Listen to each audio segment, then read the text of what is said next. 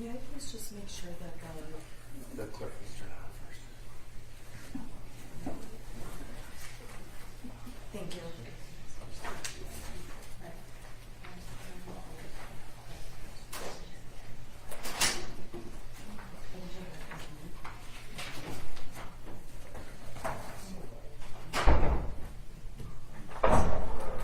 All right, Oakland County Court is now in session. The Honorable Shirley Matthews presiding.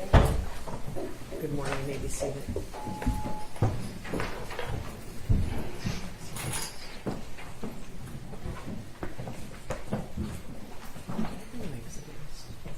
You may be seated. I thought the did it work? Yeah, I have it. I'll go up. Last night as it was. Okay. Your Honor, calling People v. Jennifer Crumbly, case number 222799990 FH. Chairman McDonald on behalf of the people. Thank you, Mark Keast, on behalf of the people. Thank you. I'm Shannon Smith on behalf of Jennifer Crumbly. She's on her way up. Thank you. I have it. I probably just brought it. I know, until you get here. I just brought it with me onto my desk. Anything? She's on her way up.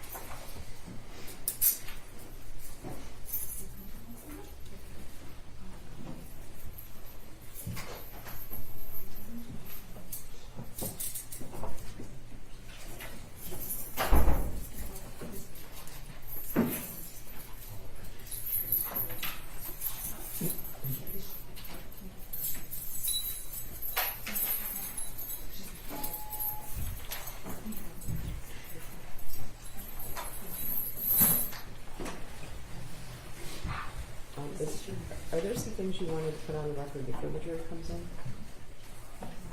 I believe so, Your Honor. We had a discussion off the record to plan our going forward here. So I think there was a few things we resolved. I know. One of the things is the Facebook.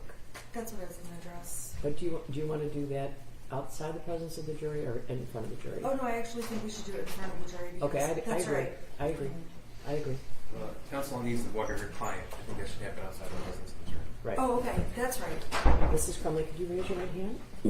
Do you swear or affirm the testimony about to give is the truth, so help you God? I do. And can you tell me your name? Jennifer Crumbly. Okay, we just have a few questions for you, okay? Okay, Mrs. Crumbly, when we were in court on Friday, there was discussion about admitting the Facebook Messenger messages between yourself and James Crumbly. Correct. Do you recall that? Yes. And on Saturday, I came over to the jail to see you, and that was specifically a topic we discussed. Yes. Okay, and at this time, we have talked about how during the trial, there was talk about redacting portions of that Facebook Messenger thread pursuant to other orders, correct?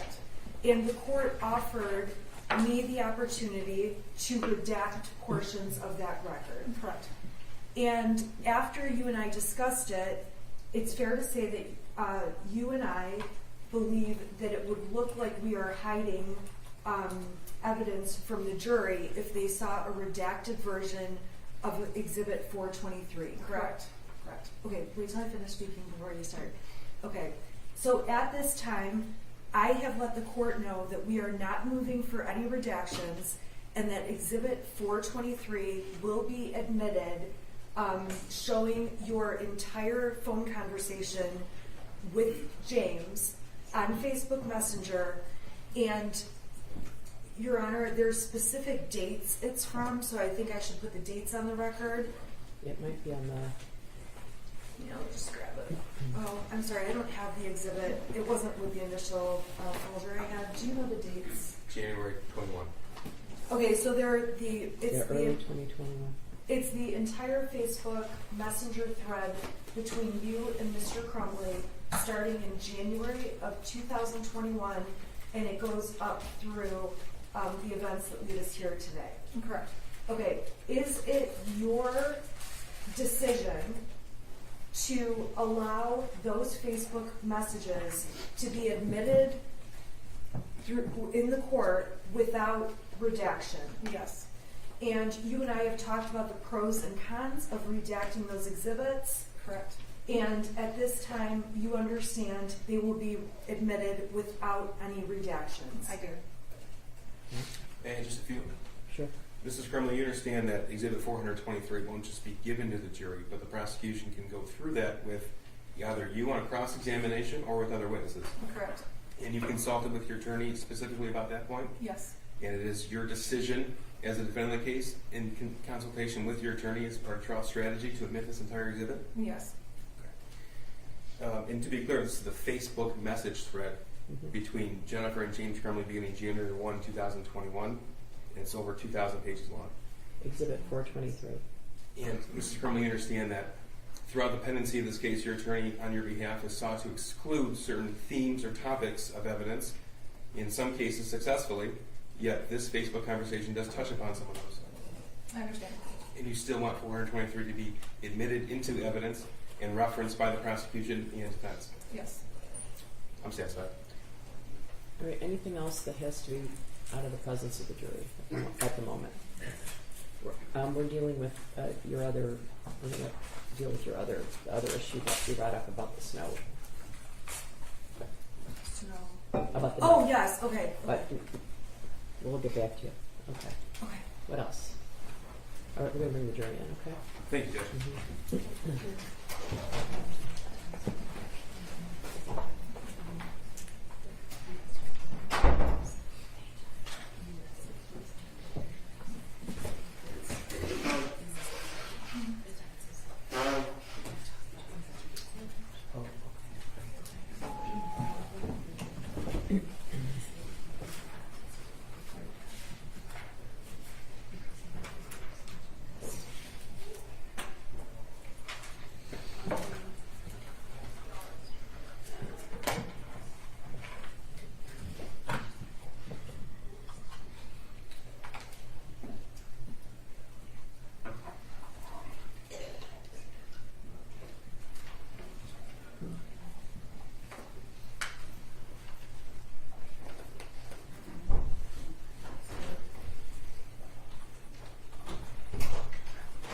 All rise for the jury.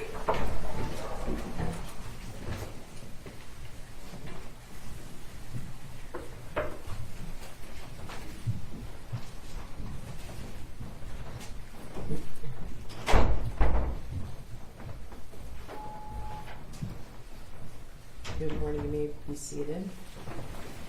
Thank you again for being timely. We weren't ignoring you, we were just sort of paving the way. So every day requires some certain preparation, so we appreciate you.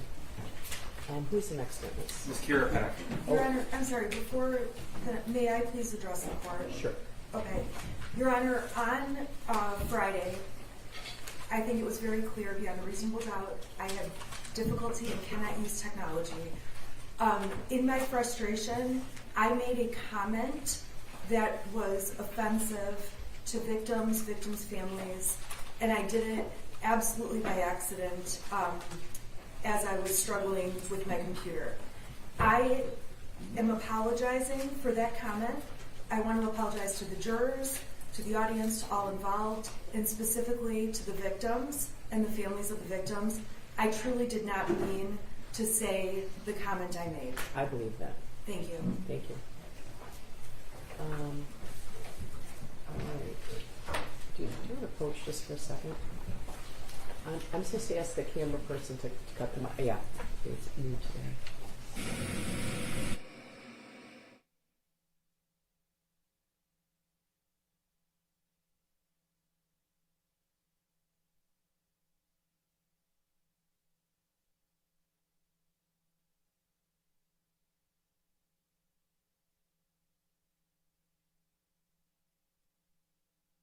Kira Pennock. Ms. Kira Pennock.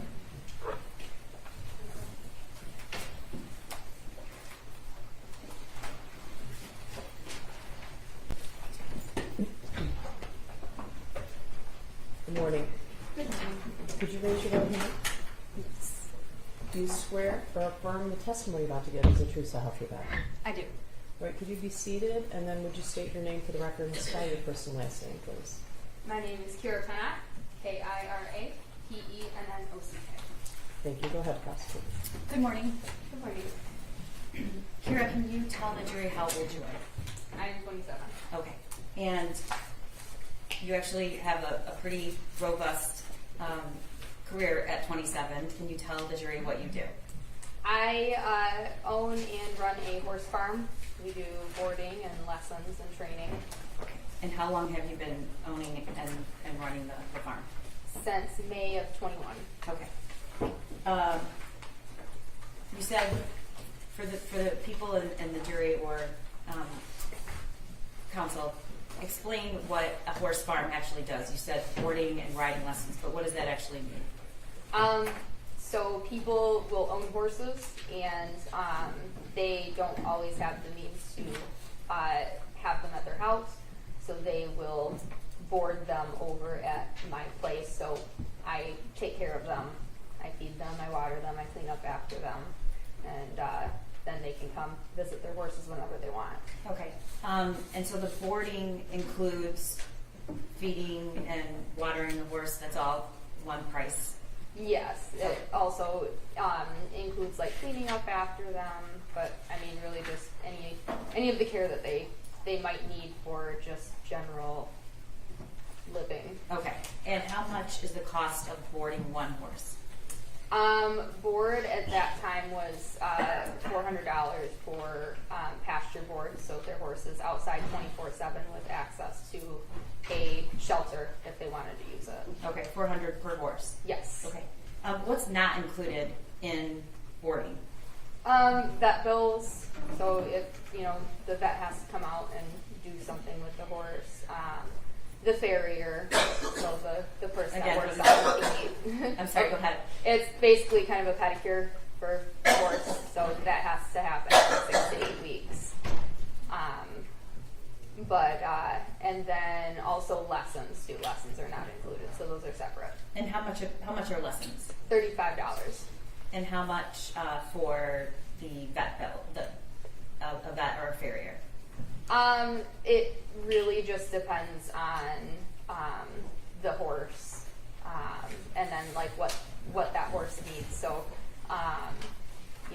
a horse needs routine vaccinations each year and just kind of general checkup.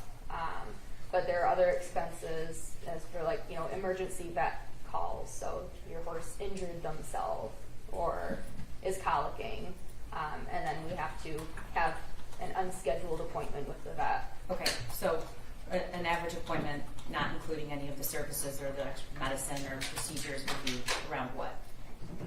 It really varies, but I would say probably maybe at least $100. Okay. And the vet comes to the barn? Yes, Okay. Do you know someone named Jennifer Crumbly? I do. Do you see her in the courtroom today? I do. Can you describe something she's wearing to the court? She has glasses on. And she's seated over at that table, correct? Yes. All right. May the record reflect she's properly identified Jennifer Crumbly. The record will reflect in court identification of the defendant, Jennifer Crumbly. Thank you. Do you also know James Crumbly? I do. Okay, when did you meet the two of them? At the same time or separate times? I believe that I had met Jennifer first, and it was probably between 3 and 5 years ago that I had actually met them for the first time, but not actually gotten to know them. Okay. When you met the two of them, how many horses did they own? One. And did you meet them because they wanted to board at your farm?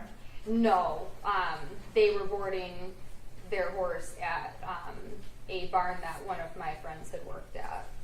And then at some point, did they change their barn? Yes. When was that, if you know? I do not remember the exact day or year, but they ended up moving to the barn that I had priorly boarded at before I bought my farm. Okay, when they did board their horses at your farm, though, correct? Yes. All right. When? About what time? Year? Month? They started boarding their horses, which by then they had bought the second horse. They had started boarding, I believe, in the July time period of 21. Okay. Who did you know better, James or Jennifer? Jennifer. All right, and can you describe Jennifer's general demeanor when you were working with her? And well, back up. What kind of interactions would you have with Jennifer, and what? Just talking about the horse that she was boarding, or was there anything else that you did with Jennifer? A majority of our conversations were related to the horses and maybe talking about goals for the future, for possibly showing, or just training goals in general to figure out the best plan of action for the lessons that I was giving. So, did you give her lessons? I did. Okay. How often would you give her a lesson? I would say between 2 and 3 times a week. Okay. And when did that occur? Usually in the evenings. So, did Jennifer come to the barn in the evenings during the weekdays, or was it on weekends, or both? Well, she came in the evenings during the week, usually after work, and then weekends she would come in the morning, afternoon, evening. But Okay. I can't say for sure the exact time usually. And did you say how many times during the week, the work week? I would say probably at least 2 to 3 times during the week. And about, on the average, what time would she arrive? About 4:35-ish. Okay. And stay about how long, if you know? Couple hours, so at least maybe 2 to 3 hours. And was that just getting lessons, or were there other things that she was doing? Just getting her horse ready for a lesson and doing the lesson, and then cooling the horse down and taking them back out to their pasture. And then just everybody at the barn is pretty friendly. Everybody will talk, so just small conversation. So the boarding and the feeding is just the basic care. Is there a lot more things you have to do to take care of a horse if you're the owner? The owner pays the barn where the horse is boarded at to do the general care of the horse, like the day-to-day things such as giving them water and grain and hay and cleaning up after them, and maybe changing blankets and different things to make sure that they stay warm. So there's a amended exhibit which includes the Facebook messages between Jennifer and James. Were they both taking care of the horses? And the reason I ask is there seems to be a lot of communication between the two of them about taking care of the horses, so I'm trying to get at what else would they be doing other than just feeding the horse, and you said cooling it off and taking it. I'm not a horse person, so taking it out to pasture, and does it have to be, do you have to ride your horses? Like what's the responsibility there? Most likely what they might be talking about is maybe some of the vet care. So I know one of their horses had what's called mud fever. It's kind of a fungus stuff that might grow on the legs of a horse with wet weather. And that usually is something that ends up needing a vet to intervene with just medication to help take care of it. So it might be related to maybe the vet bills. And maybe just vet appointments related to taking care of the horses. Okay. And you said they own 2 horses. What are their names? One is named Billy and one is named Shorty. Okay. What kind of horses were there in terms of value of the horses? There, I know horses can be very expensive to purchase. Where do these horses fall on that continuum? Well, they were both thoroughbreds, so they raced on the racetrack before they had gotten them. But I do not know how much Shorty was purchased for. I believe that Billy was purchased around like $5,000. Okay. And how do you know how much Billy was? She was sending me, or Jennifer was sending me information on him when she was looking for a horse. Okay. And do you know anything about the circumstances of when she or how she bought that horse? I know that she was talking about it late at night, and she was also drinking. Okay. how do the people that board your horses and have lessons, give lessons, how do they pay you? Your Honor, I need to make an objection. The witness's answer was in part non-responsive, and I'd ask to be struck from the record. Yeah, it was, I think it was, unless there's follow-up, I think it was somewhat unresponsive. The Facebook message string that was just admitted details exactly how the horse was purchased, so I'm happy to move on and we'll deal with it then. I don't know, I haven't read those. So. The portion I'm objecting to is the unnecessary information about she was drinking at the time. Okay. I think it's relevant. I think if you're buying a $5,000 horse while you were drinking late at night is relevant to the case and the relationship that Jennifer Crumbly had in her priorities, and as well as the fact that the Facebook message string that was just stipulated to an admission without redactions, like, it absolutely discusses that. Okay, next question. Okay. How do people pay? Cash, check, credit card? It can be any of those. A lot of people now use online payments like Venmo. Okay. How did the Crumblies pay you for your services? Check. Okay. And did James ever take lessons? I have given him a few lessons. So who was taking care of the horse during the day? Did Jennifer ever come during the day, during the week, or was it James, or did they both? Well, the general care every day was done by the barn, but say if there was a need to have the vet out, we usually like to have the owners present, so they would usually have one of them at whatever vet appointment. Okay. So you just testified they moved their horses to your barn July of 2021. You knew them approximately a year before that, 2 years? They had boarded at the barn that I had my horses boarded at prior to buying my farm. I do not recall how much time we had boarded together there, but I had met them a couple years prior to that. Okay, that's what I was getting at. Yeah. So you've known them a couple years before they came to your barn? Yes. Okay. Did you know that if Jennifer had a son? Yes. And did you ever meet their son? I may have met him maybe once or twice. Where, if you know, where was that? Was it at your barn? It was not at my barn. Okay. Did you ever see their son come to your barn? No, I did not. So the 2 to 3 times a week and on the weekend when Jennifer would visit, did she bring anybody with her? Usually James. Okay. I don't remember anybody else really coming out and with her. Okay. Do you allow kids at the barn? Yes, we do. And what are the kids that are at the barn usually doing? Usually doing lessons. You know, some of the kids that are doing lessons, they have siblings that are brought out, so they just kind of maybe occupy their time with the barn cats or seeing the other horses on the property. Okay. And do you have any family oriented activities or get-togethers? We've had a family reunion. Meaning before, but parties or activities that children are welcome to come to? yes, all of the events that we might have at the farm, kids are invited to. Like we've had parties like Halloween party before too. Okay, around Halloween of 2021, do you remember if you had a Halloween party? Yes, we did. Do you know when it was and about what time of day it was?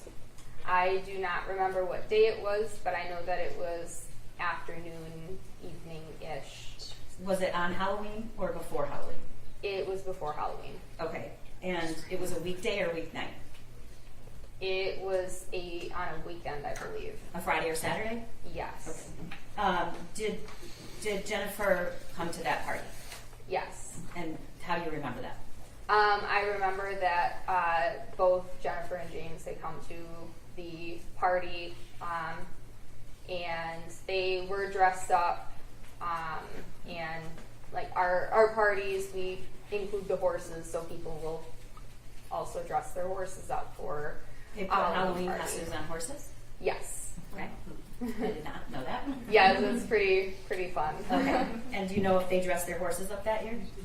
Not really dressing them up.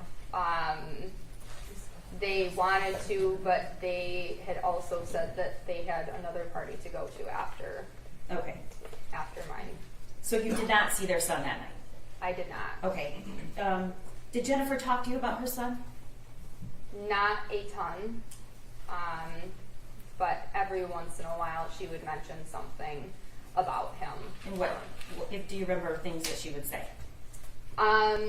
Usually it was along the lines of she was having problems with him, or he wasn't acting normal. She had called him weird before. She wanted him to do normal kid things. Okay. But I never remember her saying anything about really bringing him out to the barn much, or really doing much. I mean, they would go on vacations. I did hear about some vacations that they had gone on, but really there was not much talk about her son. Did she ever refer to him as a certain name? Did she speak negatively about him, or was it just or positively? There was nothing truly positive when she was talking about him. There were quite a few times that she had voiced that he was an oopsie baby. What does that mean? I'm sorry. What did you understand that to? I understood it as Your just Honor, objection as to speculation and also as to relevance. Well, I guess I wonder how it is relevant. I think if you're referring to a teenager still as an oopsie baby, I think it's relevant to what kind of relationship you had with him and what kind of, defense counsel's described her client in opening as hypervigilant. And so I think the prosecution's entitled to I think their relationship is relevant. When you say your definition of an oopsie baby, are you using your own definition of what that means or hers? my take on what the feelings that I have gotten that she has not really talked Your about. Honor, you're asking if it's her opinion. I'm sorry, she's going She did, into her and I'll opinion. clear it up. We don't, Okay. unfortunately, your feelings about it are Right. not what's relevant here. Correct. But did she ever explain what that meant? She never truly explained what that had meant. Okay. How long of a drive is the barn from Oxford, the village of Oxford, if you know? I would say about 20 minutes. Okay.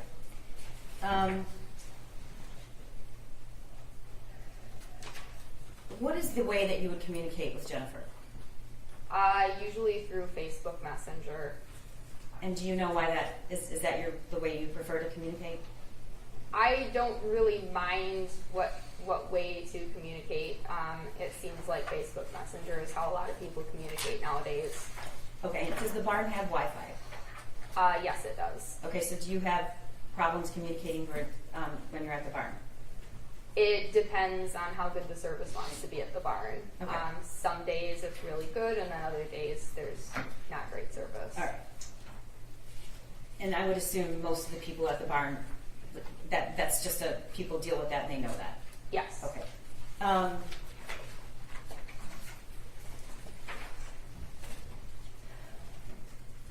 Would you describe Jennifer, did you have a friendship or was it more just business? It was mainly business. We had friendly talk, but I would not say that we were close friends. When you buy a horse and it doesn't, it's not near where you are, how do you get it from like a different state to the barn? Usually you can pay somebody to haul the horse over to the new location for you, or you can go pick it up if you have a trailer. And do you know what was the second horse's name that was purchased? Billy. Billy. Do you know how he was brought to the barn? He was shipped by someone that does a lot of cross-country hauling. And do you remember about what month and year that was? It was in the beginning of the year that she had gotten him, which I do not remember exactly when she had gotten him. Did she get him before she came to your barn or after? Before. Okay. But, so how did you know she was, what was your relationship like then, before she was at the barn? Before she was at my barn. Yes, your relationship. I would give her some lessons, and it was mainly business. And Was she asking for advice about which horse to buy or how to buy the horse? not a lot, but just kind of, just general questions of, what might work for a good horse for what she wanted to do. Okay, I guess what I'm getting at is how do you know how the horse was shipped? Because she had told me about, where he was, that he was in a different state, and that she would just have him shipped. Okay, do you know approximately how much that costs? I do not. It varies on who you use to haul a horse, and then also just, the cost of, the fuel and mileage, and, everybody kind of has their own fees that they. More than 500, less than 500? Most likely more than 500. Okay. Can you talk to me a little bit about the health concerns or issues with the two horses? Did they need a lot of extra care? Like, were they given a lot of extra care? Given extra care by the vet? By the Crumblies, by Jennifer. They would come out and the mud fever that we were dealing with, and they had put medication on Billy's legs for that. But there were some issues lameness wise with their newest horse, Billy, that they had still had to have the vet out for to diagnose what the problem was. Were they on any other medications or supplements? Supplements, yes. Medications, not that I know of. What's the cost of supplements for a horse? Well, it depends on what you want to have your horse on. I know that both Billy and Shorty were on a lot of supplements, and it probably cost over $100, probably close to $200 per month per horse.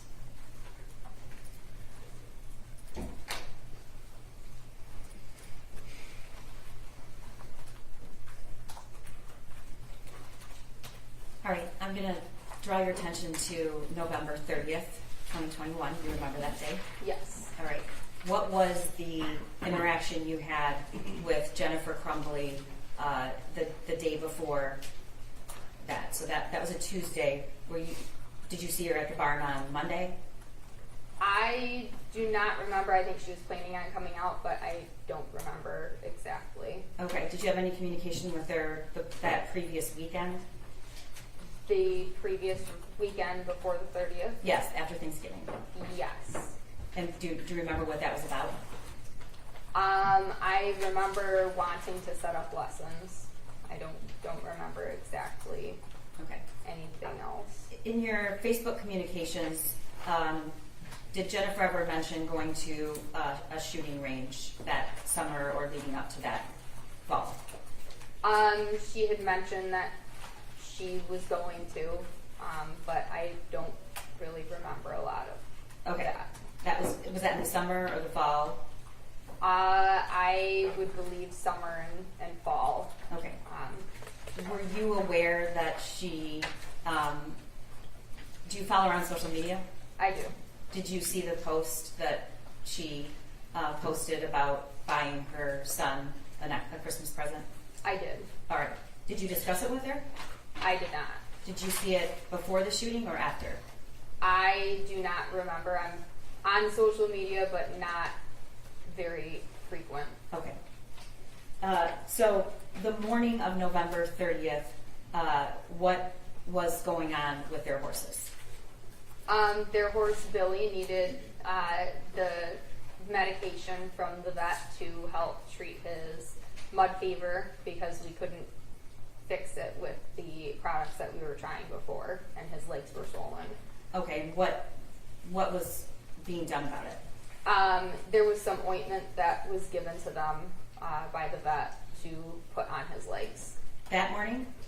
I believe they picked it up from the vet to put on the legs, because I remember James wanting to bring the medication out and put it on Billy's legs. Okay, so did James go to the barn that morning? Yes, he did. Okay. And do you know from like what time to what time? It was in the morning, but I don't recall what time. Okay. And were you having conversations over Facebook Messenger with Jennifer during that time about the vet? Not really. Okay. Did you speak with her about this mud fever frequently? I had mentioned it to her because it's not normal for a horse's legs to swell up like his did. Was just the mild case of this mud fever. So we had to have a little bit more involvement of getting that taken care of by having an ointment made by the vet that took care of it. Okay. Was Jennifer planning on coming to the barn that night? Yes. And do you remember why? We were going to do a riding lesson. Did she end up going to that lesson? She did not. Okay. There was a text sent at what's including in what's been previously admitted as exhibit 130, Your Honor. 1:30. Can you read the top text there, and which one is you? Are you blue or black? I am blue. Okay, so can you read the text that you sent at, what does it say, 10:18 a.m. on the 30th? Yes. Boys are needing supplements for tonight, and Shori lost a bell boot again. What's a bell boot?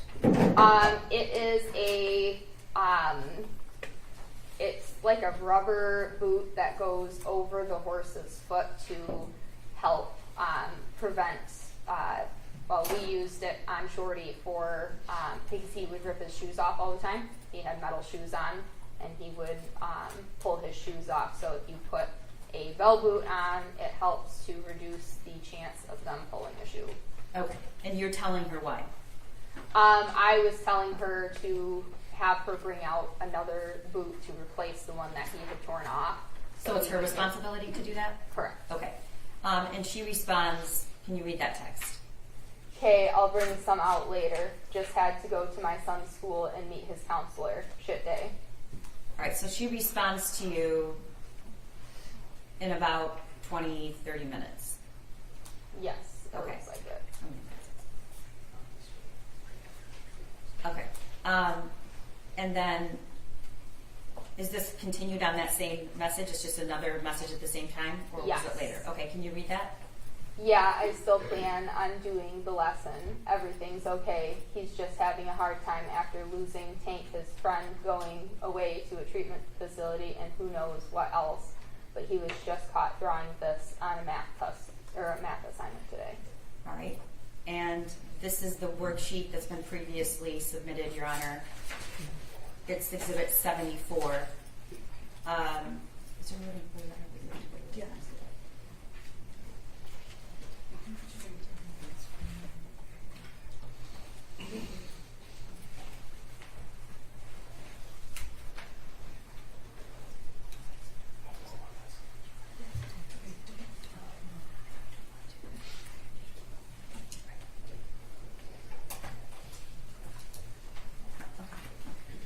One moment, Your Honor.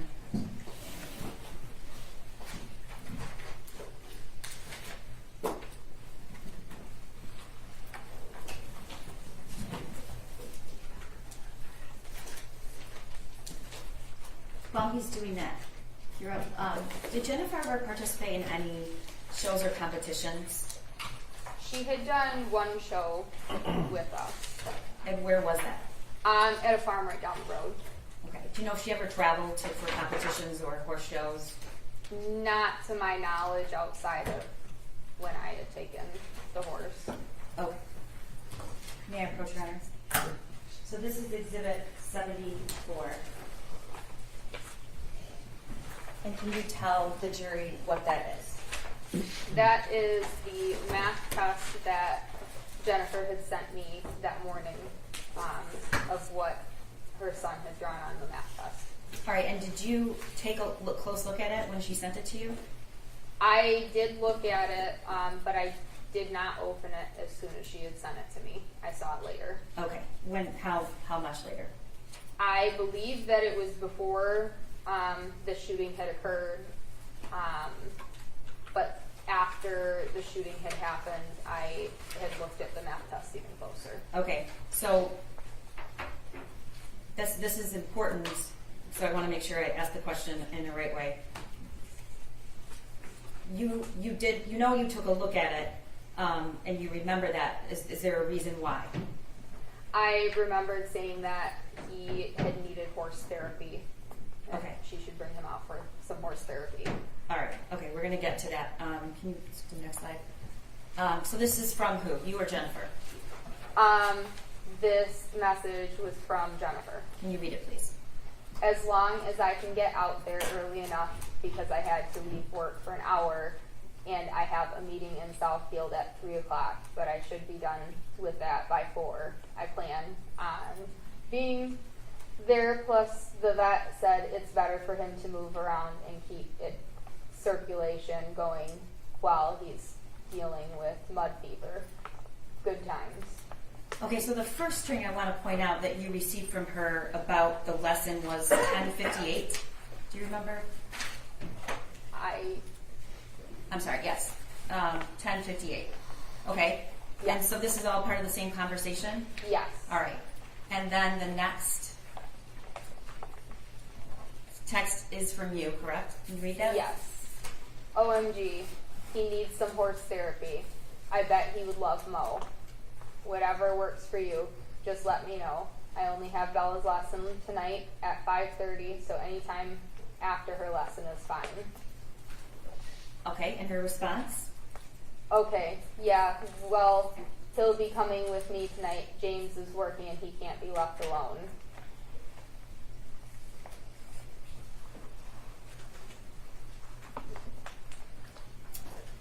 Next slide. Does he want to ride? And she responds, I don't know. Maybe brush a small horse so he's not. It's there. Sorry. oh, sorry, I had Yeah. the same problem. No, I was trying to figure Sorry. out if there was more to that message there, but it was down. I don't know. Maybe brush a small horse so he's not intimidated. LOL. And she responds, I responded, Oh. Mo would be perfect. And she responded with, okay. all right, and the next slide. Make it a family event coming out to the barn. Really though, I've seen some amazing things done with horses with kids. And at this point, you testified early, you hadn't ever seen him come to the barn. Not to my farm, and I vaguely remember maybe seeing him once at the previous farm. A few years prior? Yes. Okay. And her response? He needs something.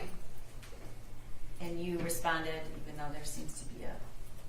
I can still read it. It Okay. says, let's make him a cowboy. And And then- Jennifer responds, LOL, mom goals for real. all right. So that exchange ends, and then the next text you get from her, Facebook message, is at 2:36 p.m. that day. Correct. And that says, here, I will Okay, not. hold on a second. Okay. What? When did you first hear about the shooting?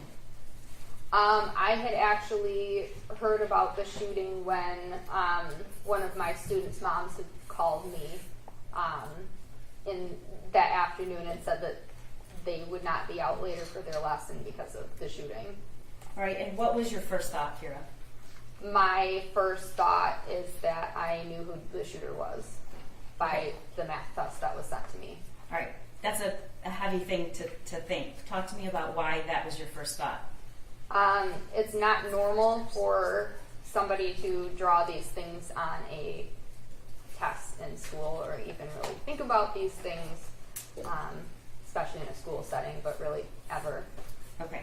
So did you then go back and take another look at the worksheet? Yes. All right. Did you talk to anybody about this at the time? I had talked to my parents. I had told them that I believed that I knew who the shooter was, and I explained why. Okay. And at some point, your father actually called the tip line, correct? Yes. Okay. When did you verify that it was in fact her son? Around what time, if you know? I do not remember when I had verified that it was her son. Okay, so let's go back to the text message at 2:36, and we know the shooting started at around 12:51. So this is almost an hour and a half after the shooting. She texts you what? Kira, I won't be there tonight. And you respond? It's okay. Want me to work Billy for you?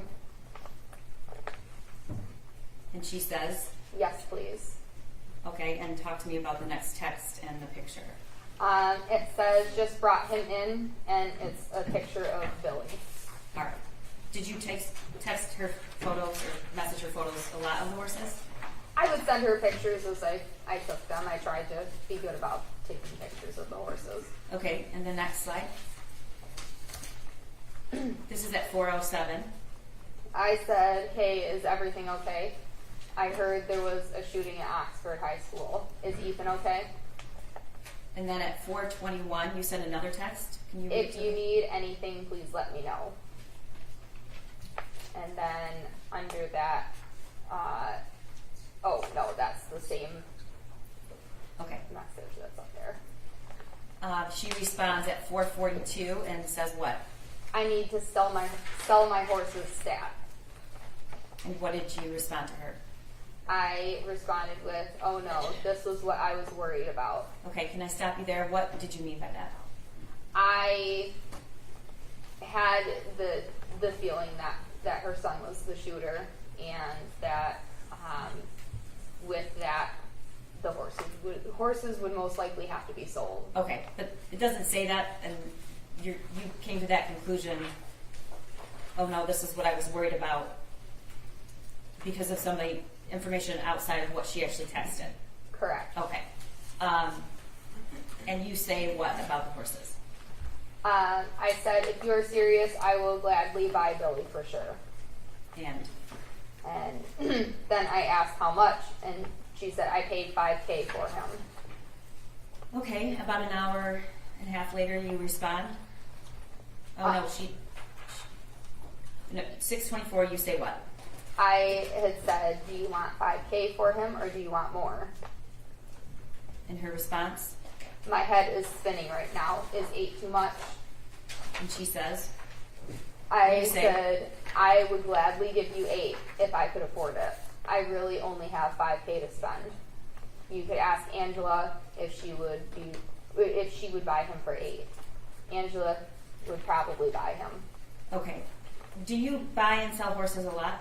I do not. Okay, have you bought a horse from somebody before? I have bought horses before. Okay, is that something that you normally do via check, cashier's check, cash? It depends on the situation. Your Honor, I would just object to relevance. Your Honor, this is part of a lot of evidence we're introducing about going to flight and the need for actual cash. I'm gonna allow it. Thank you. So at 6:47, she messages you again. What does it say? I won't have my cell phone. And you respond, Do what you need to do. I will take good care of your boys here. and the next slide, she says what? I can be reached through here. I do not have my cell phone currently on a track phone. And that is still the 30th, but it's at 10:21 p.m. Yes. All right, and can you read what you responded? Do you need me to do anything for you? I'm not sure you should. Sir? Give me the clean copies.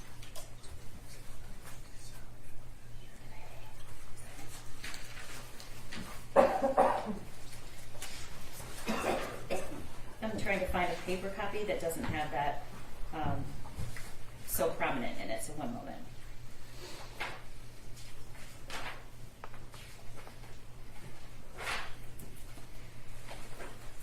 Okay, let's talk about this. Do you know where these, at some point did the law enforcement ask you if you communicated with Jennifer? How do you mean that? At some point did you give the screenshots of these messages to law enforcement? I did. Okay, so part of the problem, these are screenshots. Do you know, is that correct? Yes, they are screenshots. Okay, I'm going to approach with the actual paper copy to see if maybe this is a little easier to read. It's just cut off, so I guess just do the best. Yeah.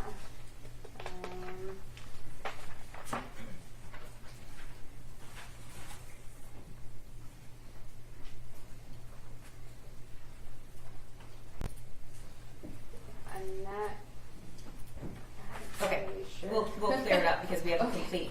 But Yeah. can you just read what you can understand? On this next, or it says story being uncovered, already seeing some stuff on Facebook. People are figuring out what's going on. And she responds, I'm off Facebook. okay. And the next slide. I'm still in shock. What did Angela post? Okay, so that text that you couldn't read, do you remember? Was that about Angela? I do not recall. Okay.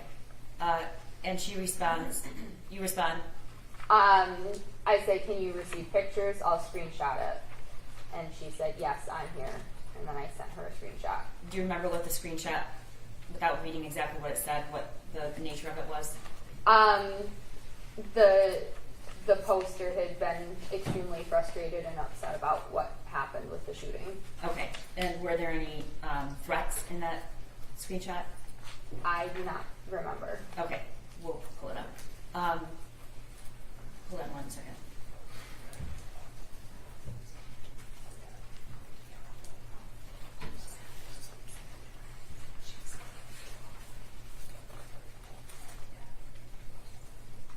Okay, all right, so the next time you text her at 10:45, can you tell Jerry what you said?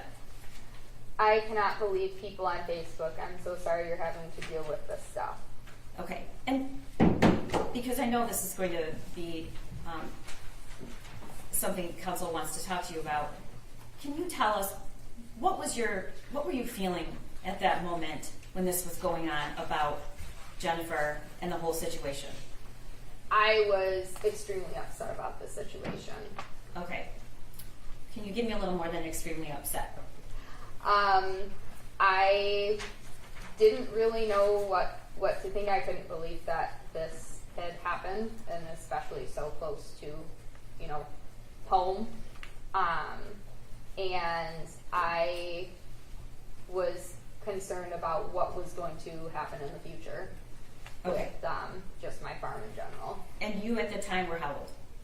That was 2 years ago. 2 years ago. I was 25. All right. And were you feeling bad for Jennifer? I did not truly feel bad for Jennifer. I was upset that this had happened to all of the kids and families, and I wanted to figure out how I could possibly get more information to help make sure that things were taken care of. Okay, were there any students at Oxford that you gave lessons to or were at the barn? What is the community like there? Yes, I give lessons to a few people from Oxford. Okay. All right, the next slide. This is at 11 p.m. that night. Can you read your text? Did you guys leave the medication for Billy's legs? If not, no worries. I'll just put my stuff on him. And she responds, I'll bring by tomorrow. We're in hotel in Lapeer. News live at our house. and you respond. No problem. And then at 11:40 you say what? Please stay safe. Okay. Next slide. This is a screenshot that you sent or she sent? She had sent me, Okay, and she responded, I can't go home. okay. And did you read those? What I could just from the screenshot. Okay. Did you view those as threats to her life? Your Honor, I would object as to her opinion. Yes, sustain. Okay. The text, the screenshot speaks for itself. Next slide. Okay, go ahead. I'm concerned for you guys. You should stay. All right. While we're getting a copy that actually is clear, why are you concerned? Why were you concerned? That's what your text says. My concern was more for the safety of myself and the people at my farm. And here in that concern, I am showing sympathy to hopefully figure out maybe more information on, like, you know, what is going to happen if they were going to try to come to my farm, or if people were going to show up. What was the concern? My concern about them coming to the farm, knowing about the situation that had just happened, is that they may steal things to sell to get money to pay for the. Your Honor, I would object to this about her thoughts and feelings about stealing. This is irrelevant and prejudicial. Issues of fact witness. Ask for facts and fact questions. Your Honor, she is most likely going to be asked by counsel to explain that she was worried about her safety, and so I'm asking her what she was really worried about. I'm happy to save it on to redirect them. Okay. Okay. And then she responds what? I have my pets at home. I'm sorry, I don't want to put anyone at risk. I don't know what to do. Okay, her pet's at home. Did you know anything about her pets? I know that she had a dog, at least still, and I think she had a cat. Okay. And this was still the night of the shooting. Yes. The next slide. And in fact, this is at 11:59 p.m. after she says, "I'm concerned about my pets." What do you respond? Best thing you can do is just be honest about things. I'm not sure. I'm wondering about even buying your horses, if that would drag me into this, or if you just sign them over to me. Okay, and then there's content we have to clear up, but can you read the last sentence, or the two last sentences? Two last sentences. I see people saying you're using money from the horses to get a better lawyer or something. People are ridiculous. All right, next slide. I'm selling my house too. Lawyer will cost every bit of $200,000, and I don't think that. I think it will be questioned. You won't get dragged in. And then I have responded with. Safe to say you might have been worried you would be called to testify on a high. Yeah. Okay, what is your? Most I can afford to pay is $5,000. Farrier is coming out Thursday also. And she responds. That's fine, sold. Okay. And she had said, I'll sign Shorty over to you. All right, next slide. Okay, want to sign them over tomorrow. I can either write personal check or I can go get money order. I'm not sure I have the cash on me. Can see if they'll let me withdraw that much. So, do you keep that kind of cash at the barn with you? No, All right. I do not. All right. And her response? I'm bawling right now, Kira. My son ruined so many lives today. Okay, so do you have the time?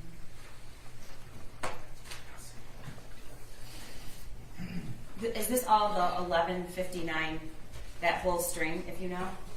I do Can you not look on the know. paper It's copy? right around in that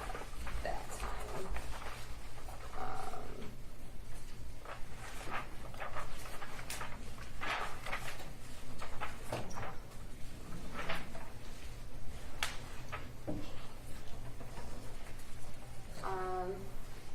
There's no time on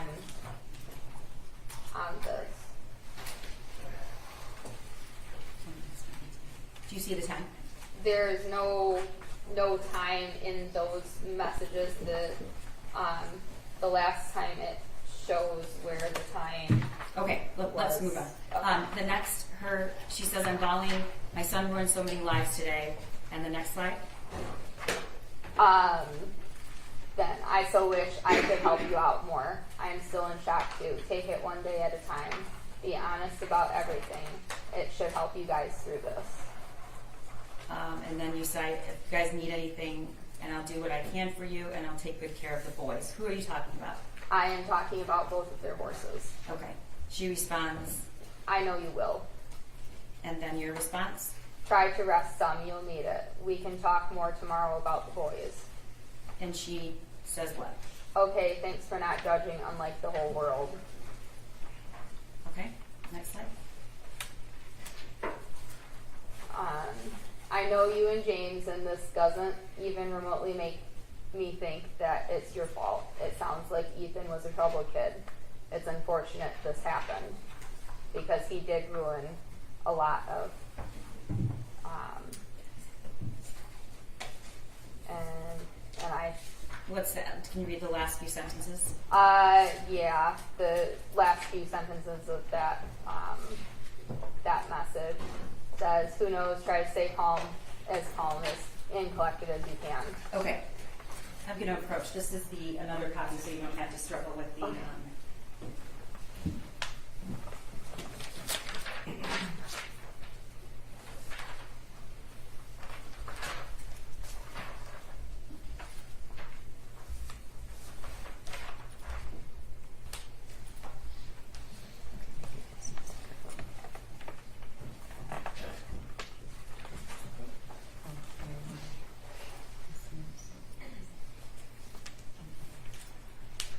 Oh, that's a lot here. Yeah.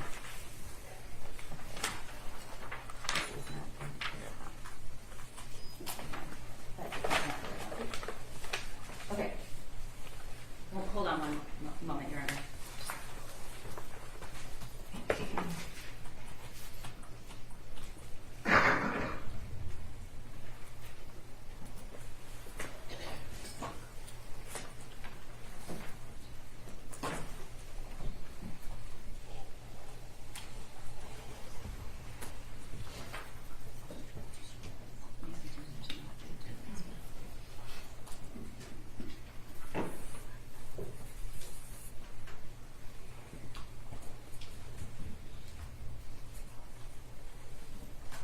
Okay, we're going to put up on the screen a better copy so that you don't have to sort of guess what you said in between sentences. So,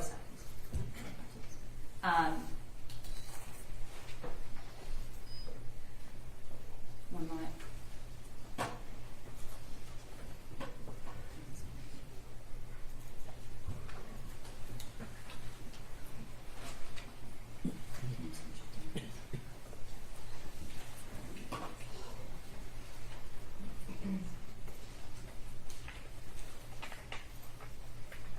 Okay, so we've been over this. This is we'll start at 10:45.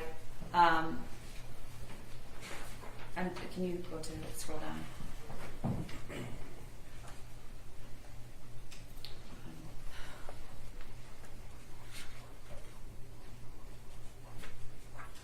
Okay, go back. All right, can you read that full message up from 11:44, the night of the shooting, that you wrote in blue? I'm concerned for you guys. You should stay where you are. I'm concerned for you even coming out here. I don't want people finding out about your horses or hurting you while you are here. Okay. And she responds, I have my pets at home. go ahead. I'm sorry, I don't want to put anyone at risk. I don't know what to do. And you respond, again, rereading this because there's a line missing. Go ahead. Best thing you can do is just be honest about things. I'm not sure. I'm wondering about even buying your horses, if that would drag me into this, or if you just sign them over to me, if that would be better for both of us. I could see people saying you're using money from the horses to get a better lawyer or something. People are ridiculous. Okay. And she responds, I'm selling my house too. We've already entered this. It's going to cost everybody $200,000, and I don't think it will be questioned. You shouldn't get dragged in. And then again, we've read these texts. You said you don't have $5,000, or that's the most you can afford to pay. Scrolling down. She agrees to that, and you tell her you don't know if you can withdraw $5,000, correct? Correct. All right. All right, can you read that text again in the blue that you sent her now that it's complete? I still wish I could help you out more. I am still in shock too. Take it one day at a time. Be honest about everything. It should help you guys through this. Please let me know if you guys need anything, and I'll do what I can for you. I'll take good care of the boys. And she responds, I know you will. You say, try to get some rest. We can talk more tomorrow about the boys. And she says, okay, thanks for not judging us, unlike the whole world. So what time is this? This is now the next day at 12:28 a.m.? Yes. All right. And go ahead and read that entire text that you're texting her into the early hours, Yes. correct? Okay, go ahead. I know you and James, and this doesn't even remotely make me think it's your fault. It sounds like Ethan was a troubled kid. It's unfortunate this happened because he did ruin a lot of lives around him and his own. Everything will work out how it's supposed to. I feel everything happens for a reason. Maybe this happened to raise awareness. Who knows? Try to stay calm and collected as you can. And then you had an amazing ride on Billy. Yes. Okay, and how does Jennifer respond? I wish we had warnings, something. He's a good kid that made a terrible decision. I'm glad Billy, good, kills me to sell him. Okay, did you know what she was talking about? She was talking about not having Your more. Honor, I would object to this witness's opinion. The texts speak for themselves. I'm not asking her an opinion, Judge. I'm trying to ask her if there was any. The topic of the conversation? Yes. Did What I'm trying to ask, Judge, is did she have any context for this about warnings? Okay. She'd have Without to, saying what she'd have to have personal knowledge. Right. I was trying to get to that actually. Did you have any information from before she sent you the text about warnings, about what that meant? Not just what you perceived it as, but did you have any information she had provided earlier about warnings? just information of not really talking about her child much, and that he was troubled. Okay. So you don't know, other than the worksheet Yeah. she texted you. Did you that day? Did she say anything about warnings? No, she Okay. did not. All right, and you respond. There probably were warnings, but nobody saw them. Hindsight is always 20/20. I absolutely adore Billy. Okay, and the next. A lot of people have found out, I guess, Ethan is all over Facebook. People at the barn are concerned. I think it would be best if you didn't come out to the barn, or if you do, you must be escorted by the police. I'm really sorry. I'm looking out for my business here too. All right, and what were you testified earlier you were worried about theft, but what were you worried about? Is there anything else that you were worried about at that point? I was also worried about just the safety of my other boarders. I do have people that I give lessons to that do go to Oxford, and they did not want to be around if Jennifer and James had come to the farm. Okay, and she responds to you. This is then the next day after the shooting. It's around 9:56 a.m. What does she respond? Seriously, those horses are the only thing that is good in my life right now. And I responded with, I 100% understand that, but we all need to be careful. What if people follow you here? Okay, the next messages indicate that it says Kira missed your call. Is there a way to call through a Facebook Messenger that doesn't include, it's not a cell phone call? Are those two different things if you know? Yes. Okay, and had you received Facebook calls from Jennifer before? She has attempted to call Okay. Facebook before. And you didn't pick up? I did not. Is there a reason for that? I do not remember what I was doing at that time. Okay, and the next message? Call me on Facebook, on track phone, need to talk and figure some things out. And what is your response? Sorry, I missed your call. I'm still doing some stuff and can't do a phone call until later on. And then you say, can you message me? And Oh, yeah. communicate that way. Correct? Yeah, yes. Okay, next message. She says what? Let's talk later, easier than texting. This phone is hard to text on. And now your response is, now this is 3 o'clock, the day after the shooting, you respond what? All right, no problem. I'll let you know later today. And then you text her again that night at around 8 p.m.? If you're comfortable coming out here without police, I'm okay with it too. We just need to be careful. I don't want people to follow you or hurt you. Okay, Kira, it seems as if you're changing your mind here and you're not exactly sure how to handle it. What's going on with that text? Because that's opposite of what you said earlier. Your Honor, I would object to the narrative being provided by the prosecution and ask that she just ask questions. Okay, well, I think she is. She's asking, did you change your mind?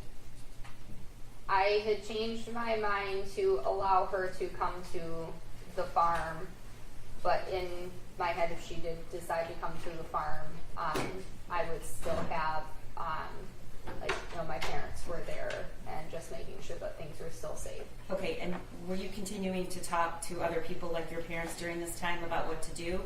Or were you pretty set? I had talked to my parents. Okay. What is her response shortly after that? That's still 8:12 p.m. We're out of the area for a few days in a safe place until we have a better grasp on everything. Okay, and the next message you send? I am very glad you are safe. I care about you guys. I will take care of your boys. Let me know when you want me to buy them and I'll buy them. And then you also add, if you need anything else, could just let me know? Yes. All right. And the next message she sends is about an hour or so later at 9 p.m. And what does she say? I'm sorry, my keyboard sucks. Let's plan on Monday to sail. Okay. And at this time, December 1st would be a Wednesday, Yeah, if you know. I think. I'm not good with dates. Okay. And so Monday is 4 or 5 days later. Yes. Okay. And then you respond, okay, sounds good. Is there a way for me to get the medication for his legs before then? Who are you talking about, Billy? I was talking about Billy because Okay. he had the medication that was being used to treat his fever. The mud fever? Yes. All right. And then she responds, What's your number? I want to call and set up a safe place to meet. My messenger is probably being monitored. And okay, she's telling you at 9:30 on Wednesday night, my messenger is probably being monitored. What did you take that to mean? What messenger? She is referring to the Facebook Messenger. So you monitored meaning that the messages you're sending are being monitored. Correct. Did you know who was monitoring them? I did not. Okay. And then she says what? She says, hey, we need to get that stuff to you and discuss the horses. Okay, so this is the following day at 12:49. She says we need to get that stuff and discuss the horses. And how do you respond? My response. Who's Truman? Truman is our farrier that we use. You're what? Our farrier. Okay. Were Billy and Shorty having a farrier visit? Yes. Okay. And that was arranged by who? All the horses get done at the same time. Okay. So you say Truman's here right now. I can let you know when he's done, and you say I'll message you when I'm done. Yes. Okay. And then Said, hey, I'm sorry, can we do call tomorrow morning? okay. Were you trying to avoid a conversation, or you were just busy? Both. Okay.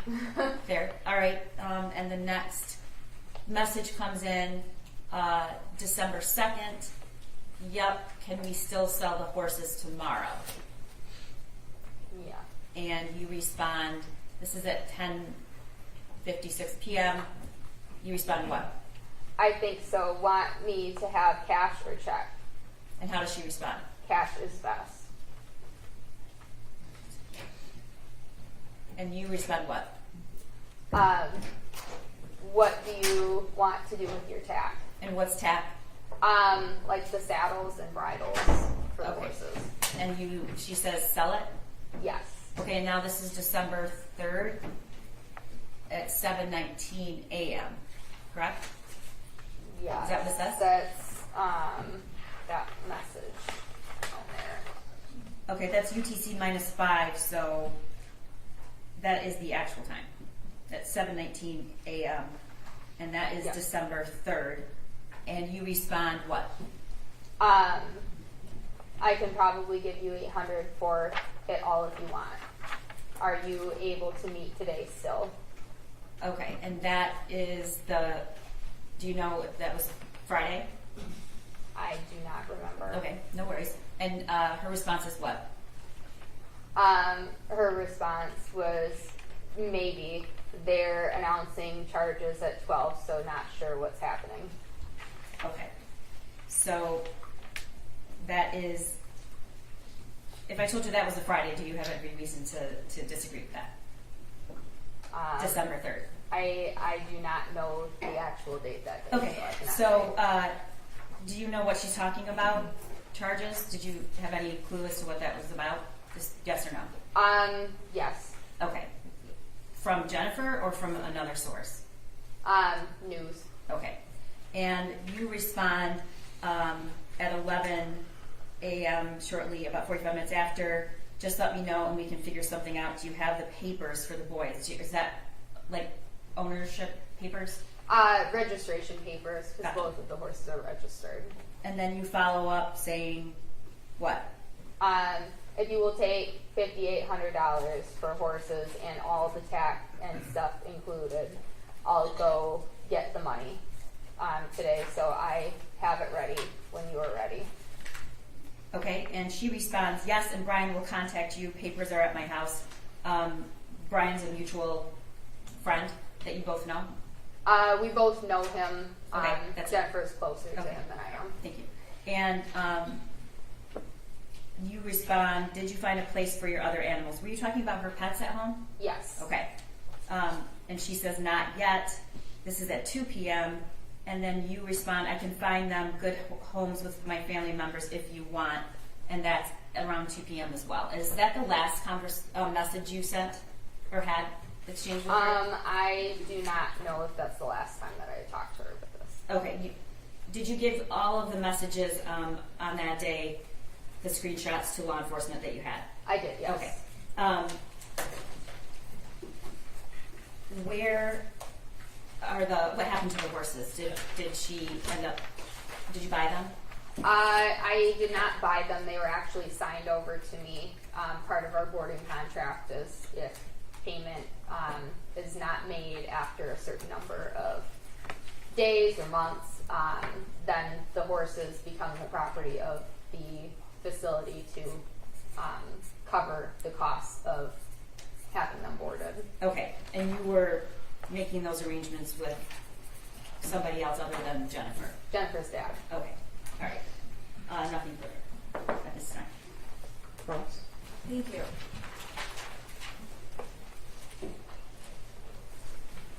Good afternoon, or morning, good morning. My name is Shannon Smith. I represent Mrs. Crumbly. I believe that I've met you once before when you testified in court at the preliminary exam. Do you recall that? I do. If I ask you any questions that are at all confusing, can you please stop me and let me know? I will. Okay, thank you.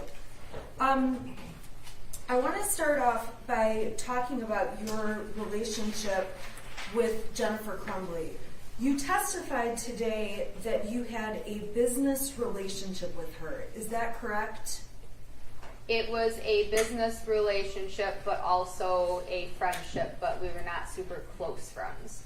Okay, so you would agree that at the time prior to November 30th of 2021, Jennifer Crumbly was also a friend to you.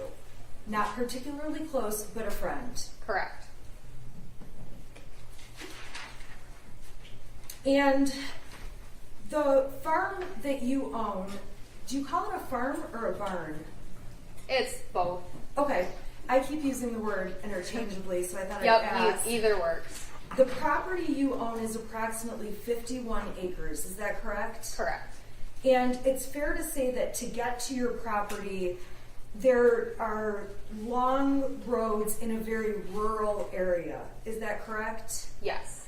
So your farm is not right up against cities or areas with a lot of traffic, correct? Correct. On those roads that are close to the farm, it's fair to say the cell signal cuts in and out for different cell phones. Correct. And you personally, at the time all of this took place, had a phone through Verizon Wireless, correct? Correct. And you would be able to use your Verizon phone while at the farm. For the most part, depending on the area and also just the day. So there were some parts of the farm or parts of the day where you would also have trouble getting a signal to make phone calls or send text messages, correct? Correct. And you know from the other people who board and come to the farm that other people also have internet issues and are unable to receive calls and texts while at the barn. Yes, sometimes people would struggle with that. It sounds like there's one little area by a picnic table where people kind of flock if they want to check their texts or get data. Is that correct? It very well could be. There are a couple areas that seem to maybe be a little bit more reliable service-wise, but even then, like sometimes if it's too windy, things don't work.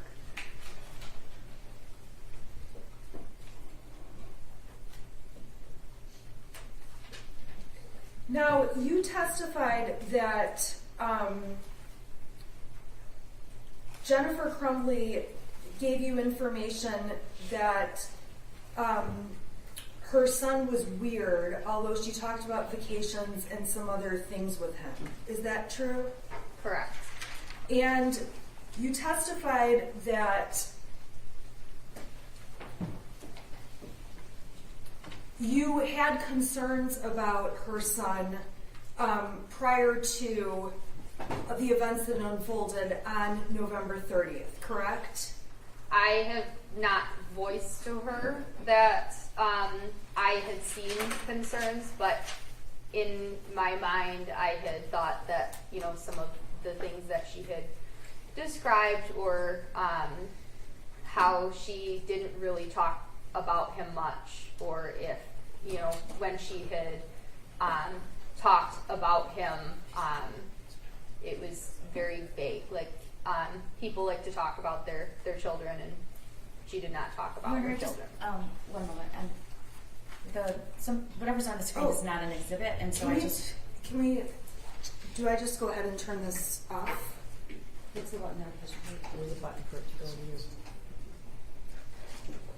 Should I just pull my plug out? I don't know, is this yours? Yes. Is this yours? Yeah, this is my Oh. laptop. Oh. I didn't realize it was turned on to my laptop, so my desktop was evidently up there. Okay, so Miss Pennick, when you, so you've testified obviously here today, but you recall testifying at a preliminary exam that took place back in 2022, correct? Yes. And on the day you testified in 2022 at the preliminary exam, you did the same thing we saw here in court. you raised your right hand and swore to tell the truth, correct? Correct. And on that date, you did your best to take the stand and tell the truth about your knowledge of the information in this case. Correct. Now, on that date, when you testified, you were specifically asked, have you ever been given reason to believe he was not mentally sound, that he needed professional, medical help? And your answer was no on that occasion, correct? Correct. You were also asked, have you ever had reason to believe the shooter was homicidal or he would hurt other people? And your answer was no, correct? Correct.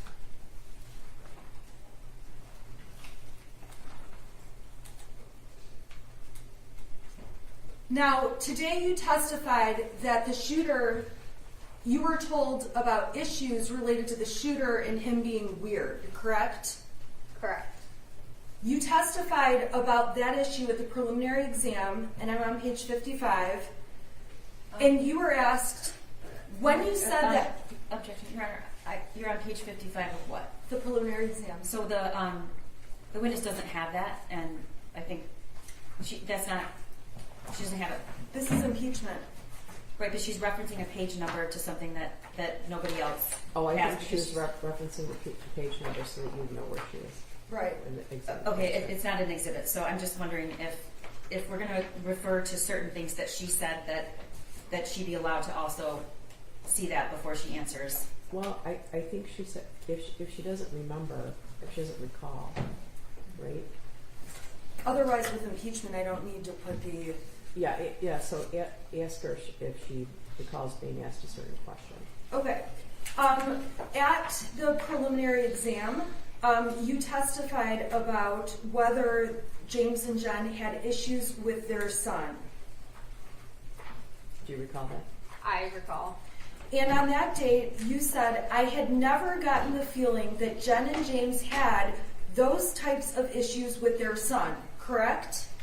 Correct. I did And- not know if there were specific issues, as they had never told me flat out that there were issues, but just some of their behaviors that they or comments that they had made, indirect comments, made me think that there may have been issues at some point. So it's your testimony today that you thought there may have been issues, but when you were asked under oath and testified in 2022, you specifically said, I had never gotten the feeling that Jen and James had those types of issues with their son.